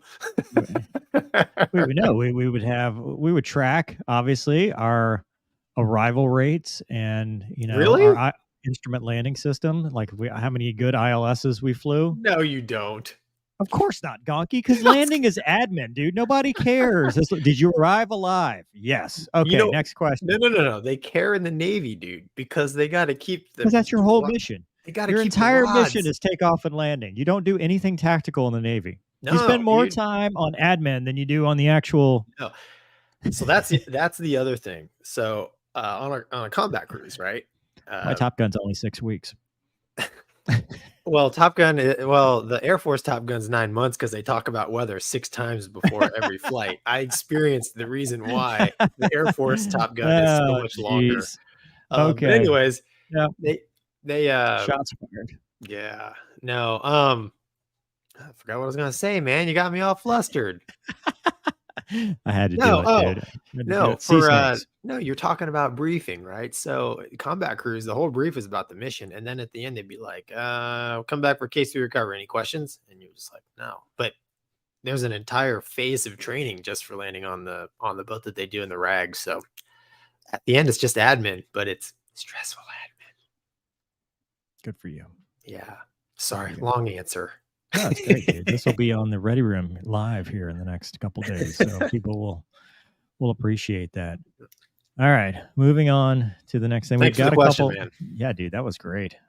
If you ever want to send us stuff, it's the links in the description. It's a Spotify thing. You record it and turn the volume up. That's all I'll say. This guy, I have no control over it. It was a little low, but you can do it. Links in the description. You can give us a voicemail, and we will 100%, unless it's like really bad, we'll do it. I've yet to find one that's really bad though.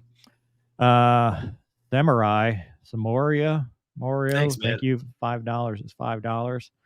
Daniel says the Russian Wizzo is the in-flight snacko, also brings the vodka. Is that not all Wizzos? I bring you vodka and pretty girl. Vodka and snacks. I bring vodka and snacks. I love it. Yeah, it's awesome. And then God, dude, this is. I wonder what that exchange rate is. What currency is that? Rupees? What's the Indian? I don't know. Is that Indian? I don't, dude. I'm so uncultured. I feel like I should know stuff, but I don't. It is said. Movers from Louisiana, everybody. Don't. Dude, I am. I'm not a cultured man at all. Mama Anyway, said. Sorry, go ahead. alligators are ornery because he got. Anyway, it is said that in Desert Storm, the Iraqi Air Force didn't come to flight in full force. If the Iraqi Air Force would have responded in full force, how much difficult would Desert Storm be? Well, Gonky. so what you're referring to, and I've read this myself, is because the Iraqis had spent like 15 years fighting Iranian Tomcats when Tomcats, obviously they could identify that on the raw gear. So when they saw that with the Americans, they didn't want anything to do with it, right? So, the fact that they didn't come out and fight in full force, I don't know. That's probably debatable because, when they kicked off that war, I mean, one of the first things you do is try to cripple their air defenses, and you do that. and all. Yeah, you do that in various ways. You can blow holes in the runway or take out some of their infrastructure, knock out some of the fuel stuff. So, whether they came up in full force or not, who knows? But they did come up to fight, and it didn't work out so well for them. But there's a whole bunch of great interviews you can listen. I mean, those guys are obviously all still alive. I listened to all their interviews of those fights for real, and the Iraqis, they weren't terrible. They just didn't win. So Ben has informed me this is Iranian. it's a real. Yeah. Look at that. Whoa, that's a lot of point. Yeah. So for 69 cents, you just answered. That's fine, man. The Iranian. They just got a bunch of Wait. $1 billion from us for some Like prisoners. today's dollars? Because today's dollars don't even, dude, I can't.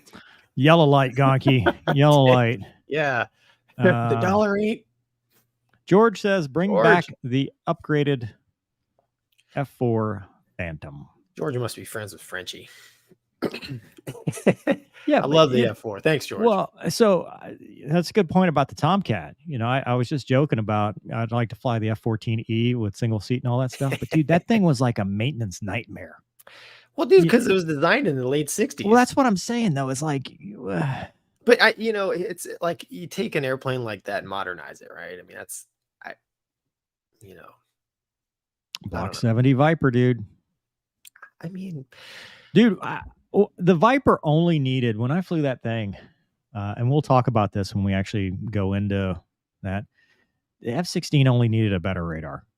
It was a great airplane otherwise. It needed more fuel and a better radar. And from what I understand, they fixed both of these things with conformal fuel tanks and, the two back. Because we had, I never flew the Super Hornet, but the Legacy Hornet had about the same endurance as the Viper.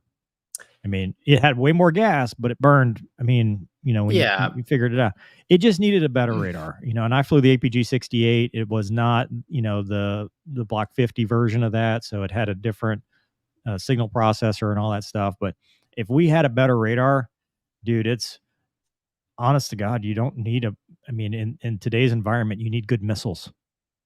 That's what you need. Yeah, well, that was the whole idea behind the Super Hornet, right? So they gave you the better radar, they gave you the more fuel, and oh, it's slow. But yeah, I'm it's just good. saying, It's a fantastic airplane. I love it, but I'm saying a Block 30 big mouth, right? With all the thrust, 29,000 pounds of thrust, and the thing weighs, 21,000 pounds in an air-to-air configuration, roughly. Dude, you don't need all the extra stuff. You just needed a radar that could see and not drop lock. That's it. Or mover, you needed a radar that could see, and that's what I'm saying. You needed a radar that could see. Well, yeah, but maybe the radar. Never mind. Yeah, I don't know.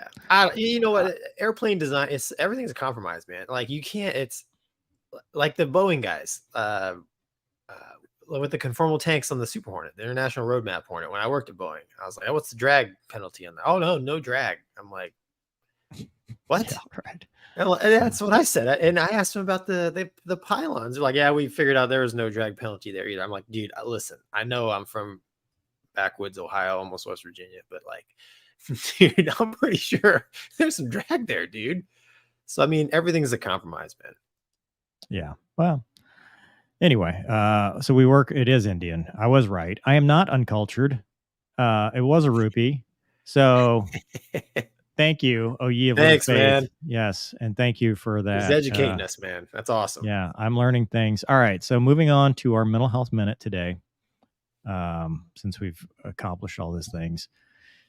Today we're going to talk about spatial disorientation. I'm going through all the different parts of our special interest items because I think they apply to life. We've talked about, the task saturation, complacency, misprioritization, stuff like that. But spatial awareness is important in the jet and in life. There's no worse feeling in the world than you're on somebody's wing and you start getting the leans and you're in the weather and you don't know which way is up. There's no worse feeling than on a clear VFR day and you're over the water and there's no clouds and it's like a mirror and you don't know which way's up, which way's down. And that can be said for life as well, where you're going through a turbulent time. You're going through, everything seems foggy. Nothing seems clear. You don't know what's ahead of you. And you kind of don't know which way is up because life's just it's not going well right now. And what we talk about, because there's different types of spatial disorientation. There's the kind you don't know about, where it just happens. You think you're doing the right thing. Next thing you're running into the ground or water or whatever. There's the incapacitating kind where, you're just so messed up that you just can't function. You're just spiraling into the ground. In fact, I had Stinky Smith on the channel a while back, and that's what happened to him. He was doing an our maneuver in the F-16 at night, and he got spatial disoriented, and he just did this big corkscrew into the water, and he ejected like 0.69 seconds before he was out of the window. So we talk about that, but then how do you get out of it? And what I always remember is recognize, confirm, recover. So recognize that you're in that position. Confirm with your instruments, because we have to trust our instruments at this point, unless you're flying a T-38A, in which case maybe not. You're done. And then recover. You're basically going to the sky pointer, rolling to the nearest horizon, pulling, you use your afterburner, depending on, whether your nose low, nose high, or whatever. But you recognize, confirm, recover. And in life, when you have this situation where I'm spatially disoriented, I don't know where I'm going, I don't know what's going on, I don't know which way's up, we have to step back, just like we talked about the 6 Ps, which Deuce reminded me it's not pause, it's point, because we point everybody same way, same day, but same thing, pause, point. But we have to, that was the weapons school answer. We have to, I failed that right. But we have to recognize that we're in this situation. We have to go, look, I'm in a bad spot right now. And then we confirm what the situation is. And this is kind of a point where I'll say, this is where you need to start bringing in people that can help you, whether it's mental health advocates, psychologists, psychiatrists, counselors, friends, family. Confirm that they're there for you and confirm your situation and a way forward, and then recover. You have to take it day by day, piece by piece, and whatever's going on, you don't try to tackle the whole thing all at once. You try to break it down into its smallest pieces, and then eventually you'll be able to get through it, because it's usually just a function of time and effort.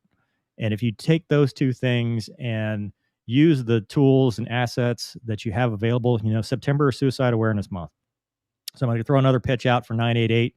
I'm going to throw another pitch out for bringing your wingman into the fold, bringing your friends and family. Don't make a temporary problem permanent, and not just for you, but for them, because you're not just affecting yourself when you make that decision. You're affecting everybody that cares about you. You're affecting everybody that loves you. And even though it may seem like it's a dark time, there are people out there that care, and there are people out there that will try to help you, even if you don't even know them. I just watched a video of a veteran that was pulled over on the side of the road, and a trooper got out with him, and he said, I just need a hug. And he gave him a hug, and he's like, I don't want to go to the hospital because I can't afford it. And he's like, no, the state will cover that. Let's get you the help you need. And that is the point. You may have these preconceived notions about what it means to go get help, but I guarantee you it's better to recognize, confirm, recover, and that recovery of getting help than it is to suffer with it or make a poor decision. So, Gonky, what you got, man? Yeah, no, man, all that's good. The whole crux really behind the recovery is you got to have a solid reference point that's real and that it's valid, right? So you talked about flying the T-38, and the problem there was our reference points. We didn't trust them either. So a great thing they would do in the Navy, I'm not sure if they did in the Air Force. Did you do the helo dunker, Moober? Oh, it appears you have.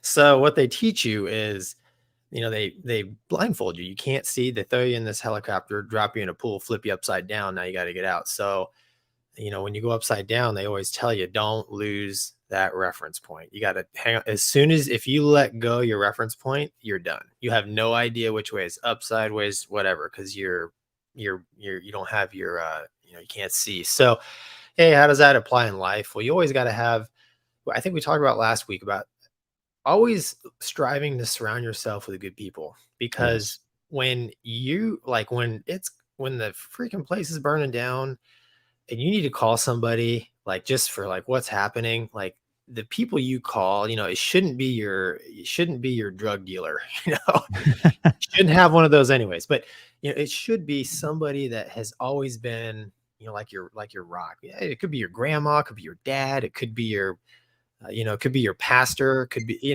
but it's always a good idea also, before things go sideways, to kind of have these people in your mind, like, hey, if I ever get a little crazy, like, I'm calling this person for family stuff, this person for work stuff, because you don't want to be figuring this out while you're flailing. That's probably the worst place to be. So in aviation, even if you get your private pilot, I mean, they hammer down on how to recover from spatial disorientation, because it will kill you in an airplane, and it could kill you in real life too. Just, if you lose your, you're essentially losing your SA, right? Your situational awareness, which basically means, what's happening to you, what you feel is happening to you really isn't happening. Right. So, like Mover said, get some help. Just make sure that whoever you call is somebody that's grounded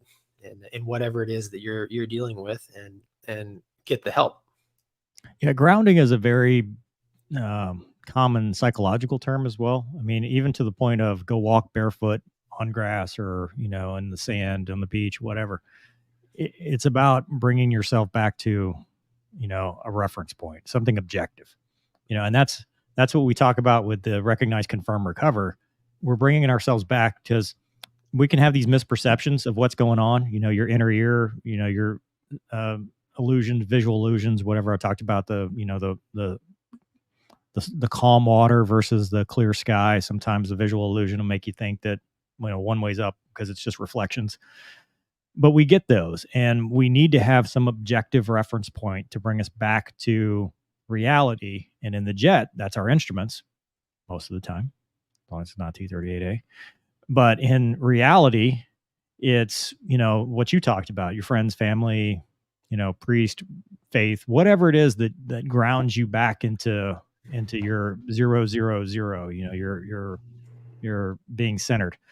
In helicopter flying, you brought up a good point where you're talking about aviation, but we did this whole thing because we've had 2 mishaps now recently here in the local area of spatial disorientation, controlled flight into terrain, where a good helicopter pilot, a lot of experience, one hit the wires, one, spatial D'd in the ground. And the Heli Expo folks, the HAI guys, talked about the 56 seconds to live is once you get into the soup, and you're not instrument rated, you're not used to all this stuff. And again, can apply to life, where you get into a bad situation you're just not used to dealing with. You've got 56 seconds to figure it out. You got the rest of your life to figure this out. And so before we get to that point, one of the things is taking the ego out of it.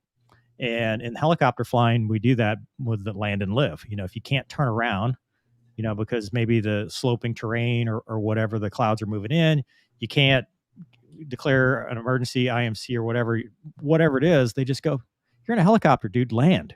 land and live. Land, make that embarrassing phone call, and then live to fight another day. And sometimes in life, we have to say, uncle, take ourselves out of that situation and live. And by that, I mean, okay, I may go get help and I may not be able to do whatever job, especially pilots, right? Because we're always afraid of the FAA.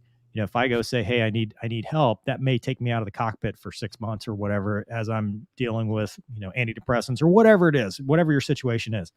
It is better to do that, land and live, and take that time and make that embarrassing phone call than it is to deal with it for the rest of your life, because you will have the rest of your life to figure it out, and it may not be very long.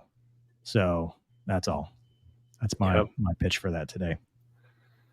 Anything else? Like it. Yeah. Nope.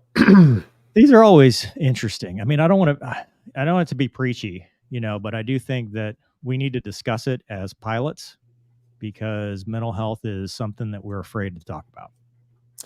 Yeah. And you know what's fun? I mean, as I become more, you know, as we became more experienced, I think it became less of an issue. I actually did you see a lot of this stuff in the beginning phases of flight training, because you don't know how to deal with it. You know what I'm saying? I mean, I remember talking even with Wombat stuff, you know, it's like, how in the, so, but yeah. Unable. Yeah. No, you No know, the can most do. powerful word in the English language is no.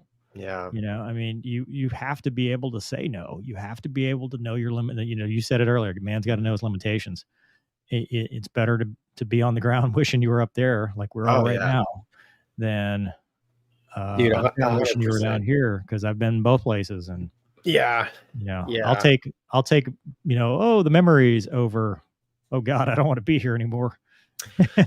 Yeah, you know, I was a safety officer, and I went through safety school in the Navy and stuff, and like having read lots of accident reports, like the one thing that I've taken away from it is like way better to be precautious and just land and get made fun of by your peers than not to. If only you look at the AIB reports and the SIBs, you go, if only somebody had said no. Yeah. If only somebody said, dude, this is stupid. Yeah. You know, why are we pushing this? And sometimes it's us as the senior, you know, feel great officers. We've got to go, dude, this is dumb. This does not pass a common sense test. Oh yeah. Yeah. I've even said that before and then still flew. And I felt like the whole time, I'm like, this is so stupid. I knew it. Yeah. You're like, I knew it. I always think of T-Baron as ominous. I told you. Yeah, I told you, you know, you knew this. I told you. Anyway. I knew it. All right. We got some chats here before we wrap things up this evening. Thank you, G. Kala. Thank you. And then albino polar bear. This is a good question, Gonky. That's awesome. Because you just had some experience this weekend. Was it hard, so to speak, transitioning to a commercial pilot from being a fighter pilot, and do the airline companies create training specializing in training for this? Did you get specialized Gonky training? No. And with it's such the weirdest dynamic, because I don't tell, like, okay, I had my annual check in the airplane like 2 days ago. Yes. Tell us that story. Tell us the rest. No, I'm not telling that story. But so, you know, there's lots of things I don't know. Right. And so I called one of the check airmen here in my base, and we're talking, and he's like, dude, just tell him you're an F-18 pilot. He'll be so blah, blah, blah. And that's like the perception, right? It's like, as soon as like that comes out that I flew Hornets, you know, because the place I'm at, mostly it's not military guys, and you know, they hold you in really high regard. And then I'm like, this is going to be like such a letdown when they see me actually fly this thing. Wait till you see me fly around with the gear down. Yeah, pretty much. Watch this, dude. It's different. Yes. Yeah. So it is a tough transition. And what's so funny, they asked me in the interview, I don't know if I told you this before, but they asked me in the job interview, they're like, having no transport experience, do you think you'll be able to pass the training? And I just said, did they really? Oh yeah. And I said, wow. I just said, well, you know, that remains to be seen. But I said, I've never not been able to pass any formal training flight course. And they're like, okay. And the only reason why I got through training without any fails, I managed to get through without having to redo anything, barely. But it's because my sim partner was like, he was phenomenal, and he spent a lot of time ramming Okay. 121 stuff in my head. But and the whole reason why, and I think Mover can say this, is it's completely different types of flying. I Very much mean, so. like Mover makes fun of me. Like, I still have a hard time getting the gear and the flaps up all the way in an airliner because it takes forever. In a fighter, as soon as the tires come off the ground, gear flaps up. Doom, done, and I'm done. We're done. I do the quick takeoff check in my head. I'm done. I'm good. Now I'm off to bigger and better things, right? Lock them up, test you up, all this other cool stuff, right? But in the airliner, it's like, first you got to ask to put the gear up, and then you put the gear up, and then you talk about the lights on the gear, and then after that you're waiting. The lights on the gear. Yeah, right. He tells you, hey, positive climb. I reach, gear up. So I put the gear up and I'm waiting for but I don't say gear up until I see the light. Dude, these are all procedures, right? Oh, yeah. And then, the and then 7.3, we had the 3-position gear switch. So you still had to remember to put it back in the middle. Yeah, this is the stuff I'm talking about. And then like you're waiting for the flap forever. Right. Forever. So it's hard. But it is flying, but it's just totally different. I don't know, Mover, what's your take? So I enjoyed, I'm going to roast myself for this. I'm going to remember these words. Yeah. I enjoyed my initial training in the 737. So much so that I remember talking to T-Bear saying, well, I don't need because I hadn't so I was in this transitionary period between a Hornet and the T-38, and the T-38 I was still waiting for medical clearance or whatever, hadn't shown up at the 301st yet. And I remember telling T-Bear, I'm like, well, this is so much better. I don't need the stupid, Air Force thing. It's just a T-38, whatever. And T-Bear's like, well, it is, training F-22 guys. I'm like, nah, but 737, I'm making more money and this is easier. And, this is still a good mission and I'll never go back. And boy, was I wrong. I had no idea. And it was challenging to me, but I will say that the training center in Dallas, everybody was awesome. So they made it easy. And I had a great captain. So it wasn't like, it was just different and exciting. And I was like, okay, I remember the first time they turned the motion on in the sim, I almost got sick because, you tumble. That's the Spatial D. It was just a lot of like, okay, when do I do this? Okay, what? Right. Why am I doing this? Right. And so that was kind of the difficult part because it almost was like you were overthinking everything, whereas flying was secondary in fighters because, okay, the jet is an extension of my body, right? It goes where I want it to go because I'm willing it to go there and I don't need to worry about it. The airliner was like, okay, well, triggers and flows. We're going to, this just happens. And now you got to do this. And now you got to, give me this checklist. And did you do the mechanical checklist down here yet? And, oh, the load closeout. What the hell is a load closeout? Oh, we got to make sure that the numbers match and you got to say the right thing. Yeah. You got to say all this stuff. And I'm like, dude, this is a lot of, stuff. Yeah. And then, so the training, and I did hear of fighter guys struggling because they're used to being single seat. To me, it just felt like I was flying as a dumb wingman with an experienced flight lead. And that's the way I treated it. I'm like, I'm just the wingman, 2 Joker bingo, lead your own fire. I'm just going to do all the things and say all the things that they want me to say. And that's how I got through it.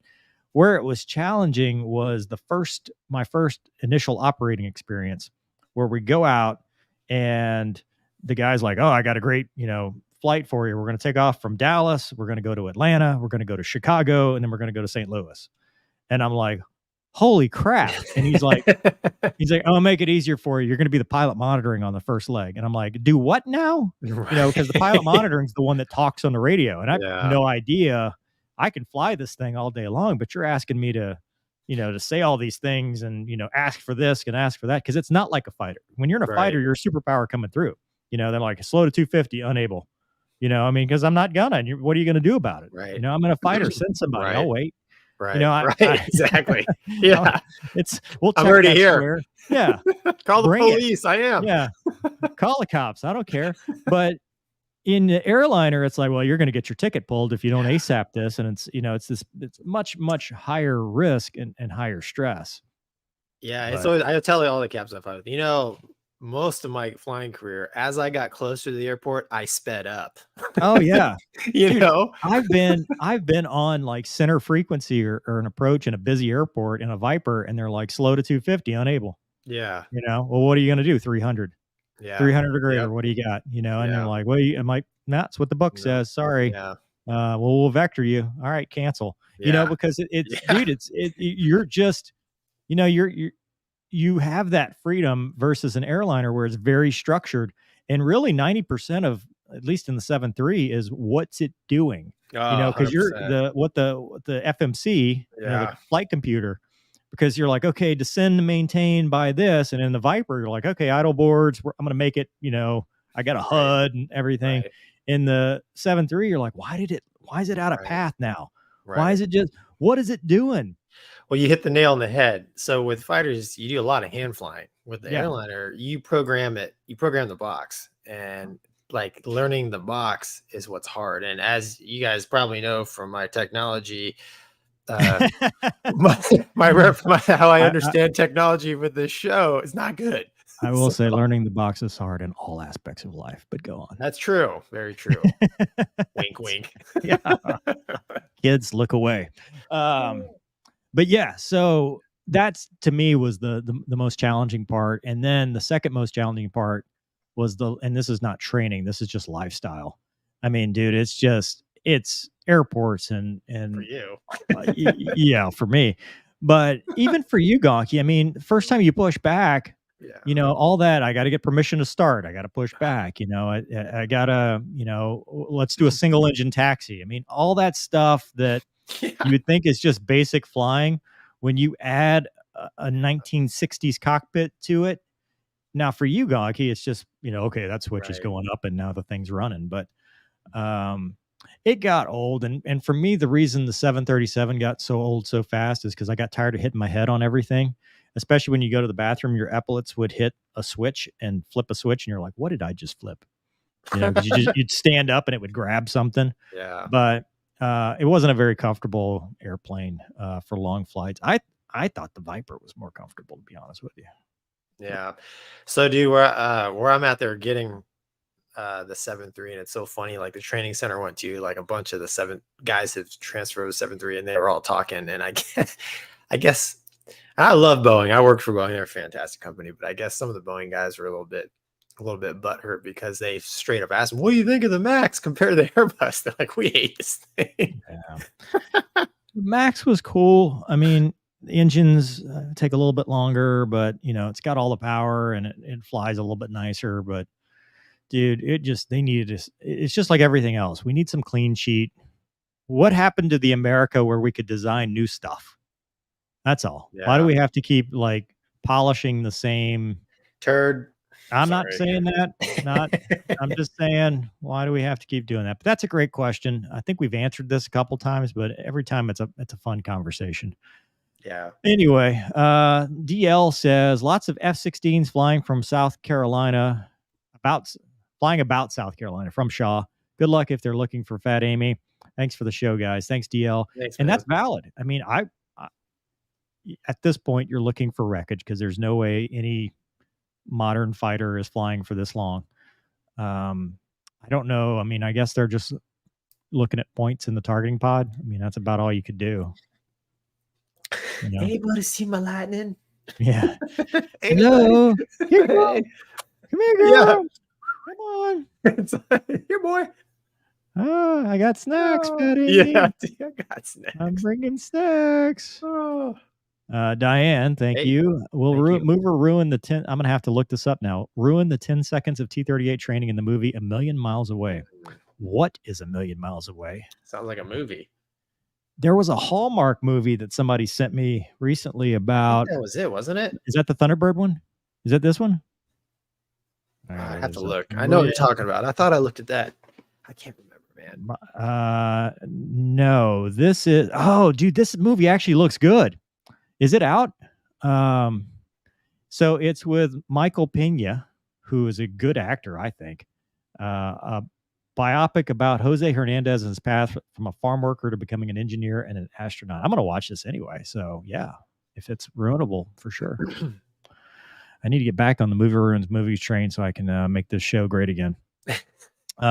Janitor, I can imagine Gonky doing a carrier break on his first check ride. Oh, no. In the Airbus? Is that what we're talking about? Yeah, no. I tell you, my check ride in the Airbus the first time, I was just like, I mean, if anything went off script, I'd have been like, I don't know. Yeah. Carehole. Thanks, man. Do Gonky's passengers complain when he thumps down? Ooh, ye of little faith. I thought You the know what's- Airbus made good pilots average and average pilots average or whatever. So what's funny, he's talking about my carrier landing. So what's so funny, like, I don't know, a couple months ago, I got called in to fly, and I was flying with a great dude. He's actually used to be a Marine airframer on Hornets. And he's doing his, ladies and gentlemen, welcome. And he literally is like, my first officer day is former Navy F-18 fighter pilot. He's really working hard on his landings, but no pressure. Hopefully he gets us a nice smooth one in. I think we're going to Belleville. And then I'm like staring at him, and he puts the thing down. I'm like, dude, you can't put that on me. Luckily, man, I greased it in. And the best part was he just crashed it when we came back. And I was laughing so hard. I missed all my call outs on the roll, and he was cursing. It was karma. Just, dude, one thing you'll never have to experience, and I actually put this in one of the Spectre books because it was such a core memory for me. The first time you have a really obese captain and the yoke hits his gut when the flare. You're like, really? Are you serious? I am not kidding, dude. I was one of the my first or second years at the airline, and I flew with this really fat guy, and the yoke would hit. Like, we would do the flight control check the first time. It was like, oh, because it hit him in the gut, and then I'm in the flare, and I'm like trying to get a little bit more, and it just, luckily the newer 7.3s, you don't have to flare a lot, but it still would have been nice to get that little extra off at the end. So I blame his gut. Damn, dude. Thank you. In Mover Ruins movies, Top Gun Maverick, you mentioned that the pilot won't fly again after G-lock. What are the consequences for the pilot? So it's not. So you remember the thing. Yeah. It's not that he would never fly again. It's just that he wouldn't be a part of that mission. They wouldn't continue the mission. Right. It would be, okay, dude, you're done. Especially if the mission specifications and requirements are, they've got to do this canyon and over G the jet. Like, you're not going to take the guy that just G-locked and put them in the mission that requires them to go high G. You're going to take them out. You're either going to put them on some kind of commander's awareness program, or you're going to send them back to the Fuge for training. But you're certainly not going to put them in this high level, super secret mission that requires high Gs. I will say that the whole Top Gun Maverick G loading thing, as we talked about, I mean, the Gs were still going on as they were vertical, like space shuttle style. I'm not sure who thought about did they, what, at some point the Gs stop. I don't know when, but, it's just, that was that the G-lock, and then the other one crashed. So it's not that they're saying, oh, they're bad pilots. It's just that, dude, it's the speed of government. It takes a while for things to resolve. And if you're in a time crunch like they were, they're out. You had alternates, you had other people that could do it. You're not going to send the two people that ejected because, you've got the safety investigation board that has to convene. They've got to be interviewed. They got to make sure they're not at fault. They may have to go through a FNAB. You don't know. She'd have totally gotten FNAB, dude. They're like, you push so many buttons so fast. Yeah. No clue. In the cockpit. Yeah, no clue what you're doing. Let's go. Do them all. But yeah, I do love these questions though, because it does inspire people to learn about it, and I think that's cool. I still get comments on those videos every day, and it's amazing how angry people still are a year later, over a year later, or a year later, and it still amazes me how many people think it's real. Well, dude, everybody likes us more than, or likes Tom Cruise more than us. I mean, why? That's true. One day, Gonky. One day I'll be loved. Connor Custer. Thank you. I wonder if he's related to Cole Custer, the NASCAR driver. curious if you guys might remember the aptitude test you may have taken before flight school. I'll be taking the ASTBE. That's the Navy thing, right? In 2 weeks. Thanks. Yeah, I remember. I took it. You took the ASTBE? Not the E. We call it. Wait. I took the ASVAB. And You then took for an the Navy, ASVAB? Why'd you take an ASVAB? because we all took it in high school, and then I yeah. took I called it. It was called the air test. Yeah, so ASTBE, according to the frequently asked questions, includes a math skills test, a reading comprehension test, mechanical comprehension test, aviation nautical information test, naval aviation trait facet inventory, and then performance-based measures battery. Sounds like it's newer. Yeah, I took the air test, man. It was in back in the 90s, before the internets. Oh boy. I went and bought it's like a red book. I wish I still had it. And it was the study guide. And the heck with college classes, I like memorized that thing. It's like get the best score I could. So that's what I did there for a couple weeks If in you college. ain't cheating, you ain't trying, Gonky. Yeah. I took the AFOQT. So back then, which I think it's still pretty similar, you had the AFOQT, which was like what I just read, where you had like blocks and quantitative analysis and math and, word associations and stuff like that. Then you had, at the time, it was the BAT, the basic aptitude test, which I think has been replaced by the TBAS, which was like 2 joysticks and you had to move a circle and, you had to track something and play this Atari video game. And then they took the 2 scores and how many hours you had. They gave you a pilot candidate selection method, and that was supposed to assess how good you were going to be in pilot training. Like a 99 meant you were going to graduate number 1, and a 1 meant you were an idiot. And so that's your score. That's what you went. So yes, I remember that. I did not do well on the written part, the AFOQT. I had like a 70 something pilot. It wasn't very, in fact, it was so bad that a C5 unit told me that my scores were too low and they weren't going to hire me. What can we learn, kids? Yeah. Tests don't mean. Well, but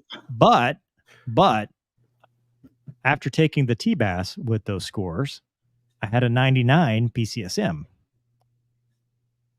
I graduated number 1 in my pilot training class. So that part worked. It's just the written part was stupid. That's all. Connor, good luck, man. Woe to the C5 guys that told me no. Actually, they did Bottom me a favor, but I digress. Bottom line, do your best. Yeah. Yeah. Don't be a douche. Do your best. And go to the guard. I love it. All right, Gonky. Dude, that is, we made it. Is that a wrap? 2 hours and 3 minutes so far. Yeah. We want to thank everybody for watching. Yeah, and we want to thank our podcast listeners. Also, Gonky is selling shirts. I think I am too now. Yeah. Go I'm buy working on some Gonky's stuff. children's books. Go buy my books if you want to. Apparently, certain people think that's not okay. Not like you're selling watches or anything.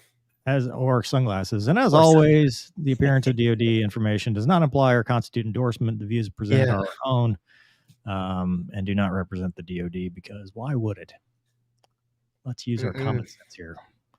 Anyway, thanks for watching. I hope you guys enjoyed it. And dude, Gonky, look at that. We had more viewers at noon than we do at night. Well, maybe we can do it next week. I will have a different background because I'll be in a different location. You're going to be in a trailer park, aren't you? No, I don't know exactly where I'm going to be, but I'll be somewhere, and we're going to be able to talk fast jets. Fast jets. So moving forward, we will do the Hornet versus Viper. That was on the list for today, but I decided to skip it because we had so much other stuff to talk about. But we are definitely going to talk about that. And I think, let us know in the comments what you think. Maybe we'll pick a fighter and do a little unclassed briefing every week to learn, like Gonky's book, which is about. If you're having trouble writing your letters as an adult, yes, I have created. So these people have kids, Gonky. Yeah, no, it's so funny. Like I I went down that rabbit hole because I have young kids. I'm like, you know what, dude, I can make better books than this. And that's what I'm doing. So I don't know. There you go, man. There you go. All right, everybody. Thanks for watching. Thank you. We'll next see you guys next week. Bye.